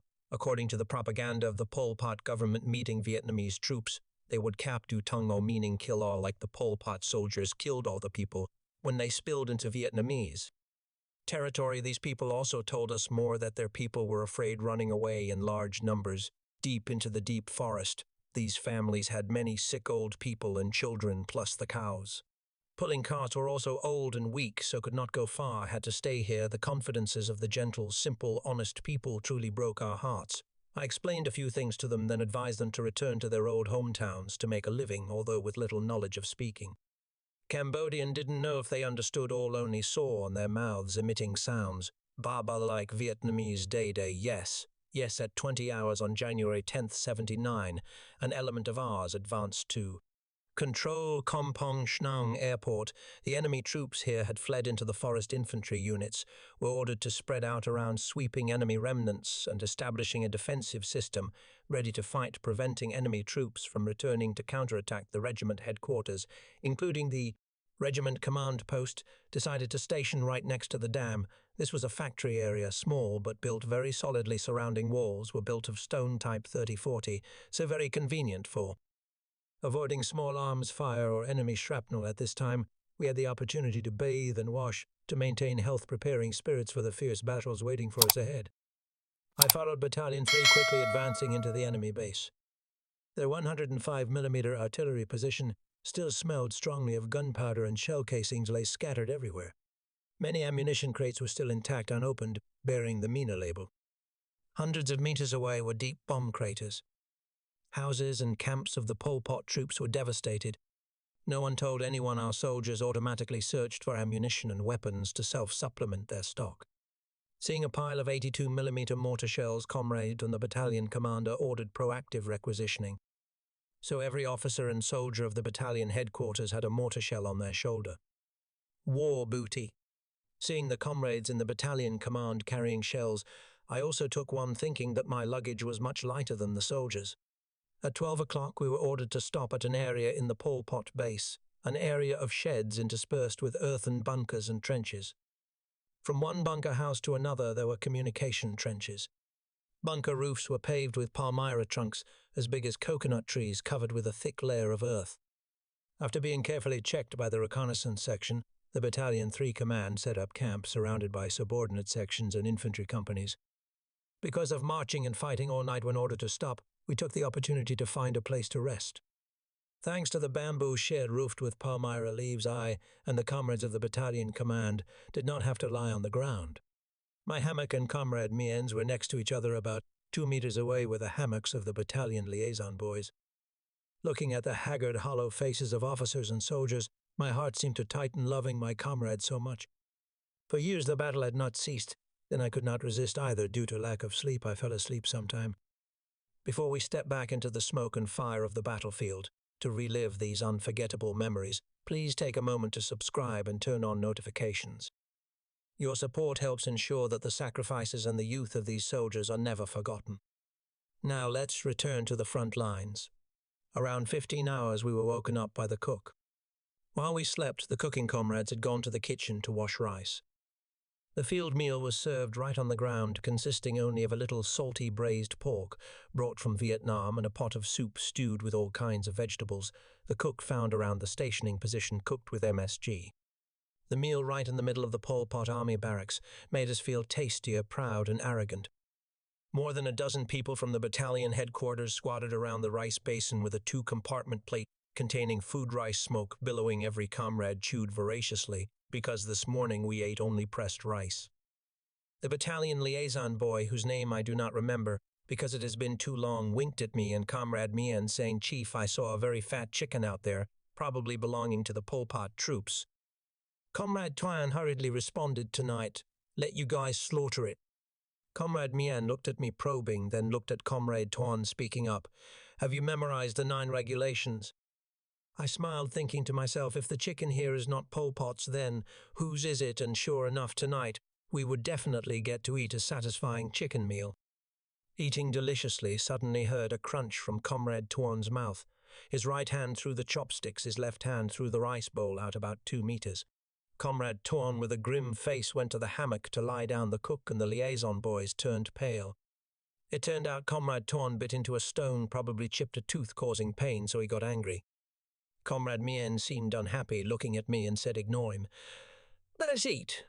At this moment I truly absorbed the advice of Brother Utdao. When assigning the task of being a special envoy to this battalion, remember to act as an intermediary to unite the battalion command. That Gaiduan has a temper like Zhang Fi, but he fights well. I smiled and spoke loudly, intentionally, for Comrade Tuan to hear clearly. If you do not eat anymore, you have to bear the hunger. Here is not like in Vietnam, where you can go to the market to find cakes.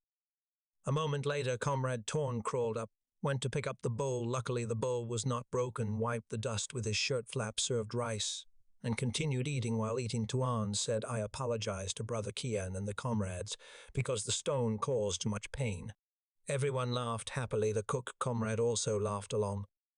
At 11 o'clock on January 3rd, 79, we were ordered to get on trucks to continue marching towards the front line. So the marching formation, consisting of all kinds of motor vehicles, tanks, armored vehicles, troop carriers, artillery tractors, rumbled in motion. I saw very clearly Brother Saruang, the regiment commander, wearing a steel helmet, sitting on the roof of an M113 armored vehicle, very majestic. The vehicle sometimes joined the army column, sometimes separated to overtake to the front. The convoy crossed a stretch of about 10 kilometers on National Highway 2 past Akio town, then turned left into a dirt road about 5 to 6 meters wide, heading straight for Kampong Spu town. Kampong Spu town is the provincial capital of Kampong Spu province, located on National Highway 4 from Kampong Somport to Phnom Penh, about 50 kilometers from the capital Phnom Penh. This place was chosen by Pol Pot troops as a military logistics base, responsible for supplying ammunition and weapons to the Southwest Military Region and other places, so it had special importance and was strictly defended by them. The campaign command decided to assign Regiment 156 as the assault spearhead, attacking, occupying and liberating Kampong Spu town. At 16 hours on January 5th, the command post was only about 5 kilometers from the town and was ordered to stop. The regiment headquarters, stationed right on the right of the dirt road with many bamboo clumps, scattered were civilian houses interspersed with mango trees laden with fruit. Looking at the mango trees, the fruits were still young, but their density covered the whole tree canopy, drooping down to near the ground. It seemed like the tree had no leaves. The people in this area were forced by the Pol Pot clique to flee into the forest, so in the villages not a soul was seen. Besides mango trees, there were many other types of trees, such as coconut, banana, papaya, ripe right before our eyes, but none of our soldiers dared to touch them because the 9 regulations of the government and military discipline stipulated not to touch a needle or thread of the people. About 2 in the morning on January 6, 79, we were present at the command vehicle of the M113 Armoured Battalion at this time, having approached Kompong Spew Town about 3 kilometers away. Looking at the lumpy, majestic iron crabs pointing the barrel of the 12.7mm heavy machine gun forward in our hearts, we felt elated a belief in certain victory. After checking the armored unit, we decided to go immediately to the 105mm artillery unit, reinforced by the division tasked with opening the barrage of fire into the garrison of the Pol Pot troops stationed in Kompong Spew Town. At 7 on January 6, 79, our artillery was ordered to open fire. Shells tore the wind flying close over our heads, rushing into Kompong Spew Town. At first sporadic, waiting for artillery reconnaissance, about 15 minutes later, our artillery was ordered to fire rapidly, a whole area of enemy base obscured by smoke and fire. Our artillery just stopped. M113 tanks were ordered to sortie to support firepower for infantry. At 8 o'clock, Kompong Spew Town suddenly resounded with earth-shattering explosions of various artillery mortar shells, interspersed with the sounds of small arms fire. Just a few minutes later, we determined our artillery had hit the enemy ammunition depot. The regiment command post ordered armored units and infantry battalions to stop advancing. Explosions in the enemy ammunition depot became more continuous, later making me associate with the traditional Tet Days of the nation. The enemy ammunition depot in the base of Kompong Spew Town was hit, causing the advance of our army to stall. At 14 hours on January 6, 79, the explosions in the enemy ammunition depot completely ceased. Our advance prongs were ordered to continue closing in and entered Kompong Spew Town meeting. No resistance, the enemy abandoned the town, fleeing towards the southeast, where the majestic Tuong Lang mountain range is located. At 16:30, I followed Brother Tam Tin, Deputy Regiment Commander, along with some comrades from the staff, to grope to the newly exploded ammunition depot of the Pol Pot troops to see how it really was, hoping to find some weapons for the troops. When about 100 meters from the ammunition depot position, we stopped. In front of us was a wide area of several hectares leveled. The warehouse system, built of reinforced concrete, was crumbled bricks and stones lay piled up, exposing steel reinforcements due to the destructive power of thousands of tons of explosives. On the ground lay scattered shell casings of all kinds of small arms, a K-12.8mm heavy machine guns. Interspersed in the pile of shell casings were many 6182 B-40 mortar shells, burnt grey, and very luckily they were not blown to pieces because fuses had not been installed. Looking at the enemy arsenal, we secretly regretted it should have become our arsenal, becoming a logistics center supplying ammunition for the army wings. Finding no hope anywhere, we dejectedly returned to the stationing position. At 2 in the morning on January 7, 1979, I and Brother Nguyen Loc Nhu were invited by the liaison comrade to eat chicken porridge in an aluminum basin containing about 4 or 5 bowls of porridge that the service comrades had painstakingly prepared. Because we kept fluctuating between excitement and tension, walking back and forth at the regiment command post, so hadn't eaten anything, being hungry, meeting a bowl of chicken porridge, I was overjoyed, intending to ladle it into a bowl to eat immediately. Unexpectedly, Brother Nguyen Loc Nhu stopped me. He told the liaison comrade to invite the cook comrade sitting next to the basin of chicken porridge. Brother Nhu questioned, where did the chicken come from?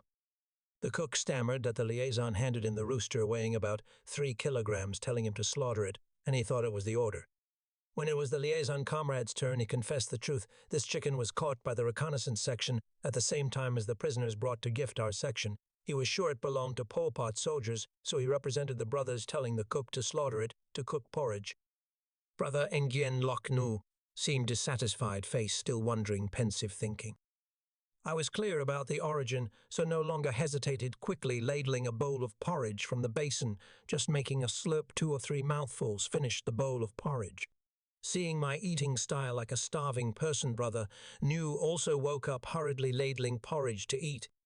The liaison comrade and cook comrade, seeing the scene of the two of us slurping porridge deliciously, were so happy, eyes smiling. After eating porridge, I and Brother Bay Nhu hurried to the regiment command post to grasp the situation, then returned to the political section. The road was not far, so walking only took a few minutes. The two of us hurried to the place where backpacks were left, intending to take out hammocks to hang. My backpack and Brother Nhu's were close together right at the base of the sour tamarind tree. Just touching the backpack, heard a rustling sound underneath. Instinct made me jump back. I backed away about 2 meters.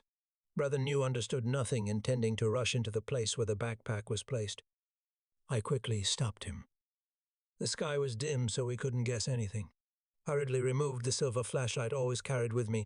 Turning on the switch, the light shone straight into the 2 backpacks. We saw very clearly the tail of a crate snake sticking out. I was terrified just now. If I wasn't quick, I would have been bitten by it. This snake, black and yellow segments, also called crate, its venom is very toxic, killing within an hour. Brother New stepped forward, calmly grabbed the snake's tail, pulled it out. The snake didn't have time to curve its body before being swung a few rounds by him, smashing its head into the tamarind tree. Throwing the snake to the ground, it lay still motionless. At 8 on January 7, 1979, we were ordered to get on trucks advancing towards the capital, Phnom Penh. The convoy again had all components, armored troop transport, artillery, towing vehicles, rumbling, moving. On the roof of each vehicle at this time, a red flag with yellow star representing the Vietnamese Volunteer Army and the 5-tower red flag representing the Army of the Kampuchean United Front for National Salvation were flying in the wind. National Highway 4 from Kampong Speu town to the capital Phnom Penh, about 50 kilometers. About 10 in the morning, high-rise buildings appeared in front of us, signaling our convoy began to touch the capital Phnom Penh. In the sky, many groups of our Air Force planes kept flying back and forth. At 10:30, our vehicle officially entered the city. At 14 hours, our vehicle continued to parade on almost all main streets in the inner city. The capital Phnom Penh was constructed during the French colonial period, so it was very beautiful, and elegant. Houses were not very high, no skyscrapers like in Saigon. The city was deserted and desolate. It seemed the original inhabitants here had been relocated since 1975. At 19 hours, scouts reported discovering an enemy medicine warehouse, located about 300 meters from the stationing position. The regiment command mobilized the entire military medical section to collect war trophies to supplement the medicine stock. Later, I was told by the comrades discovering the medicine warehouse, surely some unit had arrived before, so a warehouse thousands of square meters wide, filled with boxes of Western medicine, Chinese medicine, medical instruments, opened, lying, scattered, messy. They only collected antibiotics like Nicotine penicillin. A soldier in the section gave me 2 boxes of tonic and recounted we went in mainly to find tonic, especially ginseng tonic boxes, rectangular iron boxes containing nearly a dozen red ginseng roots, as big as a thumb. I ventured to ask the box as labels printed entirely in Chinese characters. Can you read Chinese? He said no. When I went to school, I only learned Russian. So how do you know it's tonic? He reported, sir, whenever I see a box printed with a ginseng root, shaped like a human figure with dangling roots, I know immediately it's ginseng tonic. I silently admired his intelligence and assuredly put 2 boxes into the bottom of the backpack. At 16 hours on January 8, 79, we were ordered to march. The marching formation, consisting of all kinds of motor vehicles, again rumbled bravely, rolling on Route 5. The convoy was long out of sight, each vehicle about 30 meters apart. About 23 hours, Brother Thiep told the driver to stop the truck when detecting a group of soldiers gathering by the roadside. When the truck stopped completely, I and he quickly got off the truck. About 5 or 6 reconnaissance soldier comrades were gathering around something, discussing noisily. Some said this was gold, others said this was brass, arguing loudly. Brother Thuok stepped back, took a piece, gave it to me, turned on the flashlight. I saw very clearly 2 words, Kim Than. This type of gold I knew very well. It is a type of Indochina gold existing for a very long time. 1 leaf equals 1 tail, estimated a pile of gold about over 20 kilograms gathered by reconnaissance brothers. No need to know the origin from where Brother Thiep told the reconnaissance comrades to wrap it up, hand it over to the company command, waiting for the regiment's opinion. Solving the unexpected situation, I and Brother Thiep got on the truck again. Sitting on the truck, I thought, truly my soldiers are too honest, even gold and brass couldn't distinguish. Thinking then, loved my soldiers infinitely when fighting, extraordinarily brave, but in daily life so gentle, simple and honest. About 2 in the morning on January 9th, we were ordered to stop. Both sides were relatively flat fields with many palmyra trees growing in interlaced clusters.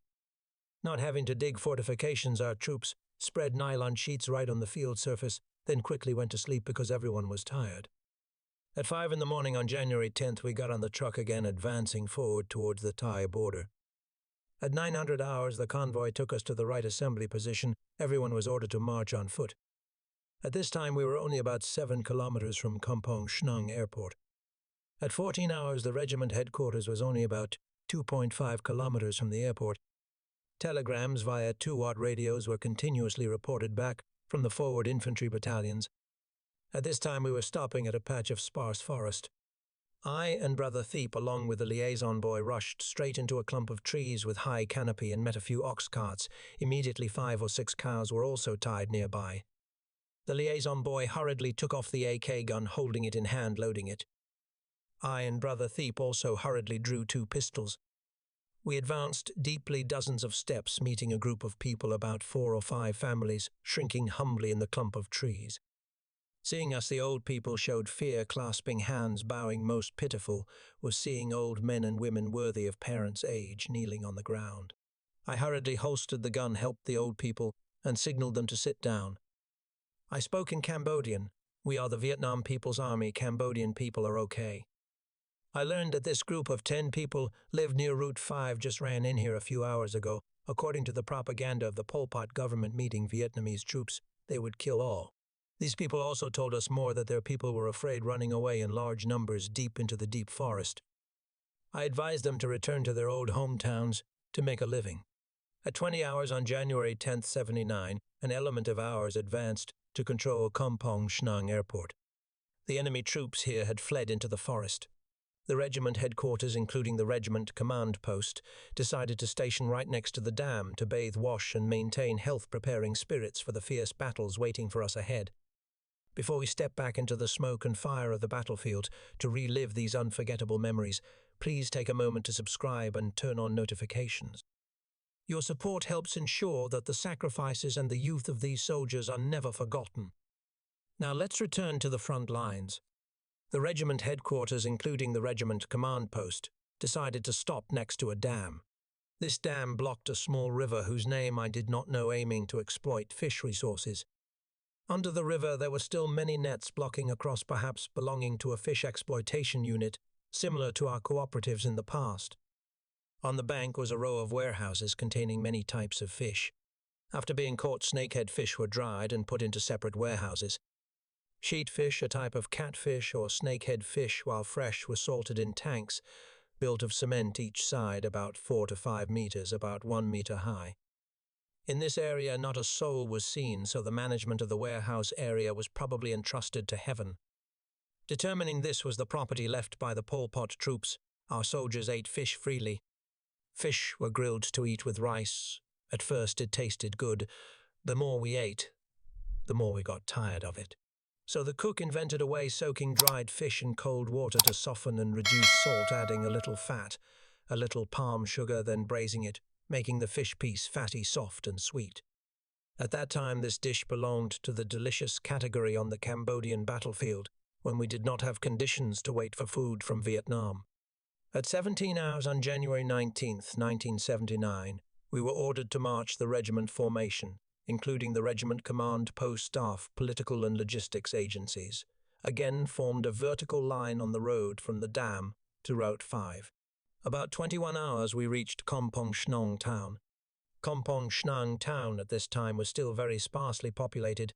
Houses were not very high on both sides of the main route we passed. There was a type of tree about 3 meters high, leaves like poinciana leaves, but not yet flowering, so I did not know what kind of tree it was. After stopping for about 15 minutes, we continued marching.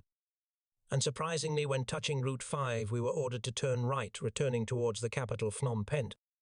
Not predicting anything yet, but in our hearts, everyone was excited because we were getting closer to the motherland, where the beloved country of Vietnam had so many people silently waiting and longing every minute, every second. At 2 in the morning on January 20th, 1979, the army column passed Kampong Shnang town, about 10 kilometers, and was ordered to spread out on both sides of the road to stop. The political section and regiment command post was stationed at a village about 200 meters from Route 5. There were some civilian houses, but they had left. Just putting down the backpack, we quickly took out hammocks to hang on the pillars under the stilt houses. With the guard force protecting the outer circle, we safely rushed into sleep. Perhaps it was the best and most peaceful sleep since the general counteroffensive on the Cambodian battlefield started. Tonight, we had to march on foot, the farthest making me wonder.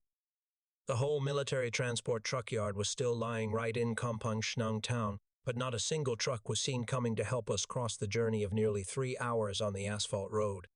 If they helped, we would only take 20 minutes at most. Later, we understood that at this time we needed to save fuel to serve the convoys directly participating in combat, such as tanks, armored vehicles, and artillery towing vehicles. At 17 hours on January 20th, we continued marching. After more than 6 hours of marching on foot, we were only about 15 kilometers from Udong.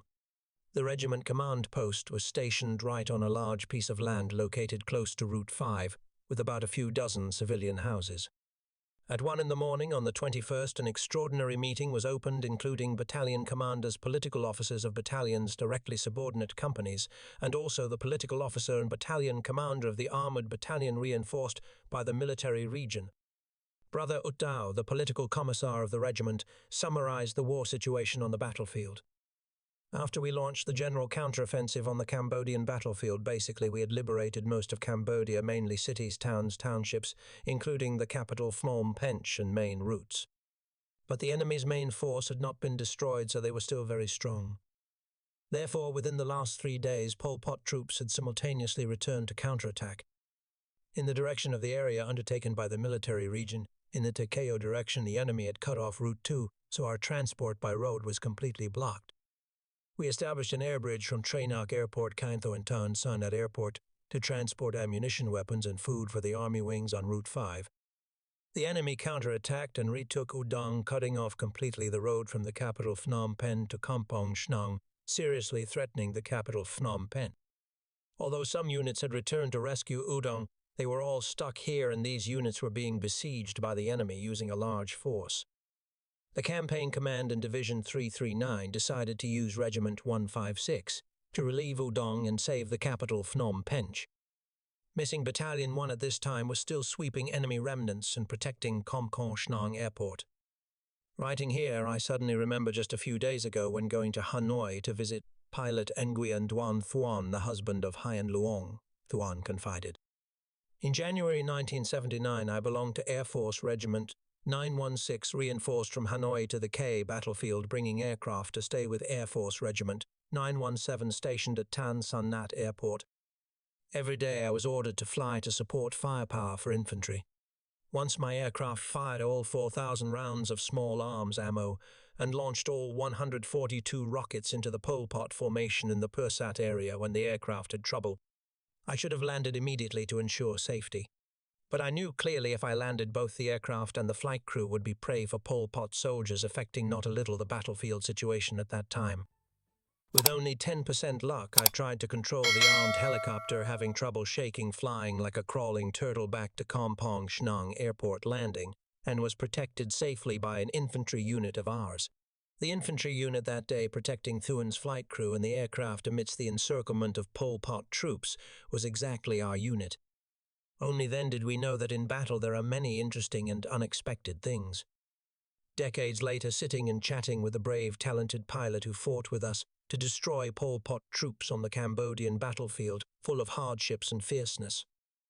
We supported each other, and finally all escaped death to exist, and until now met each other again. On the military map, the regiment commander assigned specific tasks to each unit. Besides the regiment's force, there were also the Ground Artillery Battalion, the Anti-Aircraft Artillery Battalion, and the M113 Armored Battalion. The urgent combat coordination meeting ended at 3 in the morning on January 21, 1979. Commanders of units quickly returned to their positions. At this time, the armored unit and infantry battalions were in front of the regiment headquarters about 1 kilometer away. The Ground Artillery Battalion and Anti-Aircraft Artillery Battalion had established positions right behind the regiment headquarters. At 6 in the morning on January 21, 1979, our 2 attack prongs from the assembly position were ordered to advance towards Udong. M113 armored vehicles with infantry accompanying kept close to both sides of Route 5, advancing very slowly. The 82mm mortar, 75mm recoilless rifle, and 12.8mm machine gun firepower of the regiment were also reinforced for infantry battalions to be able to support firepower in time. About 8:30, gunfire was heard booming. Units reported back having clashed with Pol Pot troops ahead. At the regiment command post, the 2-watt information machines were ordered to open frequencies, working at full capacity, receiving information transferred from the front line and transmitting orders from the regiment command post. At 9 in the morning, there were many telegrams from forward units. We had captured the bridge located on Route 5 more than 10 kilometers from the Udong position. I clearly saw on the faces of all officers and soldiers of the regiment command post brightening up. At this time I saw the comrades in the regiment command using the breakfast that the service comrades had prepared long ago. I and Brother Theep also quickly returned to the political section stationed less than 100 meters from the regiment command post to find something to eat, because almost all night we did not sleep stomachs hungry. I hurriedly ate a bowl of cold rice while the comrades in the political section were still hanging hammocks sleeping. Feeling the fatigue of comrades after a night of marching, Brother Theep said to me, "Just let them sleep, wake them up when there is work." At 10 o'clock, I and Brother Theep were present at the regiment command post again. News from the battlefield kept rushing back. On the faces of the commanders, tension was felt, accompanied by anxiety. Our troops were still firing. The battle became fierce. At 10:30, the gunfire on the battlefield roared louder than ever. We saw very clearly a column of black smoke rising from the direction of the battlefield. Because the command post was located on relatively high terrain, the front was open, so just looking with the naked eye, we could also see 2 columns of black smoke rising to the sky, getting higher and higher. Experience told us these were oil fires to have black smoke. If burning houses or other items, it would be white. While still wondering and speculating, the information comrade reported receiving news via radio 2 of our M113 armored vehicles were hit by enemy fire. Both the command post and we sank down. Everyone's eyes looked sad. At this time, the regiment command could not issue any orders, having to entrust to the flexibility of the commanders on the battlefield and the brave fighting spirit of the soldiers directly facing the enemy. At 11 o'clock, a 3rd black smoke column rose from the ground on the battlefield. We felt that the damage of the forward units was being counted by every minute, every second. At 11:20, a 4th column added, and by 12 o'clock on January 21st, there were 7 columns of black smoke rising, corresponding to 7 of our armored vehicles hit by Pol Pot bullets. At this time, it was impossible to contact the command of the armored battalion. Infantry battalions still had telegrams reporting to the command post. After being hit by our strong firepower, the enemy troops abandoned the blocking position at the bridgehead and flanked to both sides. Our armor quickly crossed the bridge and fell into the enemy's ambush position on the other side of the bridge. The enemy used many types of anti-tank firepower, such as recoilless rifles B-40, B-41, mainly arranged in the south of the road. This was continuous mountainous terrain reaching all the way to Amliang. Their strategic stronghold base, extremely tense atmosphere, covered the entire command post. From the battlefield, there were urgent telegrams reporting back. Contact was lost between our infantry and armored vehicles. The armored unit was still lying in the encirclement of Pol Pot troops. Infantry units still could not approach due to encountering dense enemy firepower. There is a rule that in combined arms, combat tanks and armor cannot be separated far from infantry. Although tanks and armor have strong firepower, it is only effective at long range. If letting the opponent approach the iron crabs, completely lose combat capability, only becoming prey for short-range anti-tank guns like B-40, B-41. At 12:30, another black smoke column rose on the battlefield. The regiment commander used binoculars to observe, then we took turns looking through the lens. The battlefield in front zoomed in very close. 9 black smoke columns appeared before our eyes. We determined the coordinates of the enemy ambush. Order from the regiment command for 105 and 155 artillery to open fire. Just a few minutes later, hundreds of shells from behind the regiment headquarters rushed, tearing the wind flying over our heads, pouring a firestorm into the position of Pol Pot troops. Thanks to the guiding communication machine of the infantry battalion, our artillery fired very accurately right from the first series. The enemy position was only inches from our position, obscured by smoke and fire. At 13 hours, unexpectedly, one of our M113 vehicles ran desperately from the direction of the battlefield to the regiment command post. When the vehicle stopped completely, we hurriedly approached, and an extremely painful scene took place right before our eyes. Our armored vehicle had taken a full B-40 round with terrible heat of thousands of degrees penetrating into the vehicle, so all 3 soldiers in the vehicle, no one survived. 3 bodies of brothers lay curled up, faces burnt black, unrecognizable. The driver comrade sat in front, so only suffered severe burns. Luckily, the fuel tank was still intact, so the vehicle did not catch fire, and the brave driver soldier brought the heavily wounded vehicle through the enemy encirclement to return. The driver comrade only stammered a few sentences. Our vehicle fell into the enemy ambush position. We were surrounded. Many vehicles were hit. Then the comrade fainted. The stretcher of the surgical team was present in time to transfer the comrade immediately to the regiment emergency station. At 13:32, more smoke columns rose on the battlefield. Our ground artillery still fired rapidly, destroying the enemy position. From the battlefield reported back the enemy still clung to the armored convoy. Infantry battalions were still marking time, unable to inch up a step due to encountering frantic resistance of dense firepower layers. Order from the regiment command for anti-aircraft artillery to join the battle. The convoy towing 37 and 40mm guns rumbled past the command post, advancing to the front line. Exactly at 14:30 on January 21st, more than a dozen anti-aircraft guns lowered barrels, spewing bullets into the enemy position, coordinating smoothly with ground artillery, creating terrible destructive power. Many enemy fortifications were blown away by our artillery. Our infantry units were ordered to attack. At 17 hours from the battlefield reported back our troops had completely mastered the battlefield. The enemy troops, some dead, some wounded, the survivors fled into the forest. Our infantry units shook hands with friendly units and were ordered to spread out around, establishing a defensive line, ready to fight, guarding against enemy troops returning to counterattack. About 18 hours, Battalion 1, the main assault battalion of the regiment, was urgently transferred by military transport trucks from Kampong Shnang Airport back to join the regiment formation, where the fierce battle took place in the afternoon, increasing significant strength for this area. Also at 18 hours, the regiment headquarters, including the regiment command post, was ordered to pull up anchor and march towards the battlefield. At 21 hours, we were about 1 kilometer from the battlefield and were ordered to stop and hide troops in a sparse forest patch lying close to the roadside of Route 5 to the north, although from afternoon until now the entire political section no one had a grain of rice in the stomach.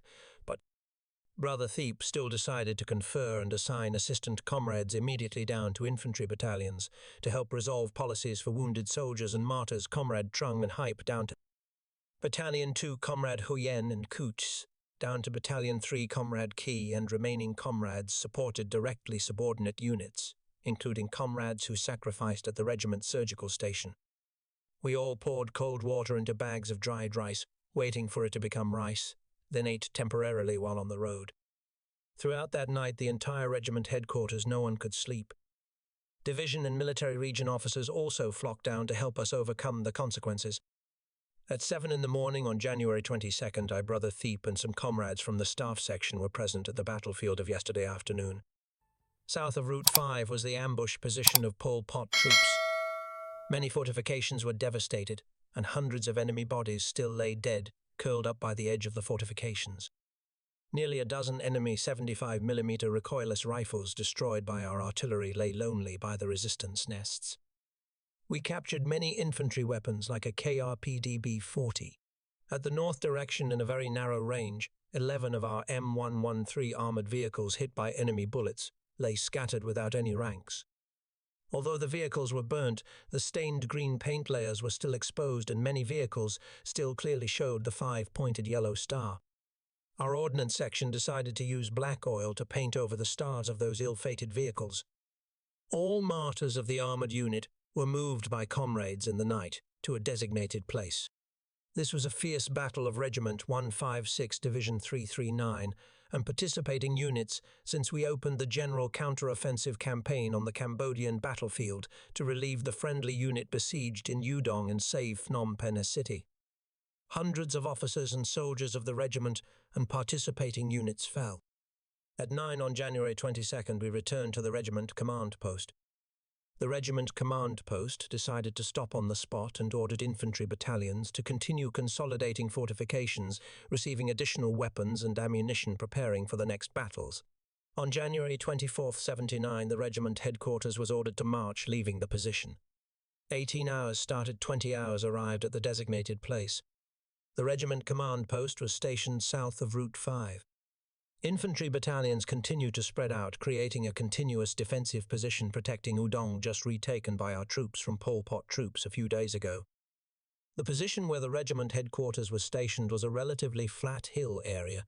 Perhaps this was an agricultural production cooperative, short-term crops interspersed with many types of plants, mainly cassava and sweet potato. Houses were sparse in the style of thatched huts. Because identifying this as a defensive position, troops were required to dig fortifications with covers, facing the communication trenches both to avoid enemy mortar artillery and for troops to maneuver when combat occurred.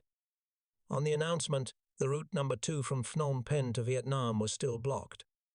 Travel was very limited both day and night. Even though friendly units had organized checkpoints on National Highway 2 from Phnom Penh to Kiowa Transport, all had to use air routes. Although Route 5 from Kampong Shnang to Phnom Penh had been cleared, our military transport vehicles traveled very little, partly for fear of enemy organizing ambushes in small groups, partly to save fuel, which was now very depleted. At this time, it was near the end of January solar calendar, so calculating by lunar calendar, only a few days left to step into the new year. The traditional Tet of the nation made me remember the days still on Vietnamese soil. These days on the family altar there were many Bon Chung Ban Tet. And just a year ago at home, Mom cooked a pot of cakes as big as a military pot. Besides Ban Tet, there were also pyramid dumplings. Children and grandchildren could eat to their heart's content. Now unfriendly soil still haunted by the color of death. Although a soldier who's been through many battles, hardened by bombs and bullets and lost nostalgia for home, still rose fiercely within me. At the regiment headquarters, including the regiment command post, until this moment, nothing called it was seen yet. Officers and soldiers were still stretching their heads for situations and combat plans. Determined at all costs to reduce casualties for troops when battle occurred, while mostly the initiative leaned towards the enemy side morning, noon, afternoon. Each meal only a few bowls of rice, eaten with dried fish brought from the dam. Rice was also running low, so kitchens added cassava, sweet potatoes left by Pol Pot troops. Daily there were still military transport helicopter flights Type Mi-8 produced by the Soviet Union landing near the command post to supply ammunition and food. When returning to Vietnam, they transported wounded soldiers, sick soldiers, martyrs. Thanks to such flights, we often sent letters hitchhiking to Tre Ngoc Airport, Can Tan Son at airport, and I was the most diligent in writing letters home. Also because at this time my wife was pregnant, probably more than 7 months. And in the rear, surely my family was also looking forward to my news every hour, every minute. Loving the child still in the womb, not knowing if a father like me could have a day to return to see the child's face. So I wrote many letters ready, and almost every flight back to Vietnam had my letters. The good thing was that the pilot comrades were very enthusiastic and truly sympathetic to the soldiers enduring the battle on the battlefield. The Mi pilot brothers always happily received our letters and promised to bring them back to Vietnam, stick stamps on them, because at this time in Cambodia there were no stamps yet, then drop them in the civilian mailbox as soon as possible.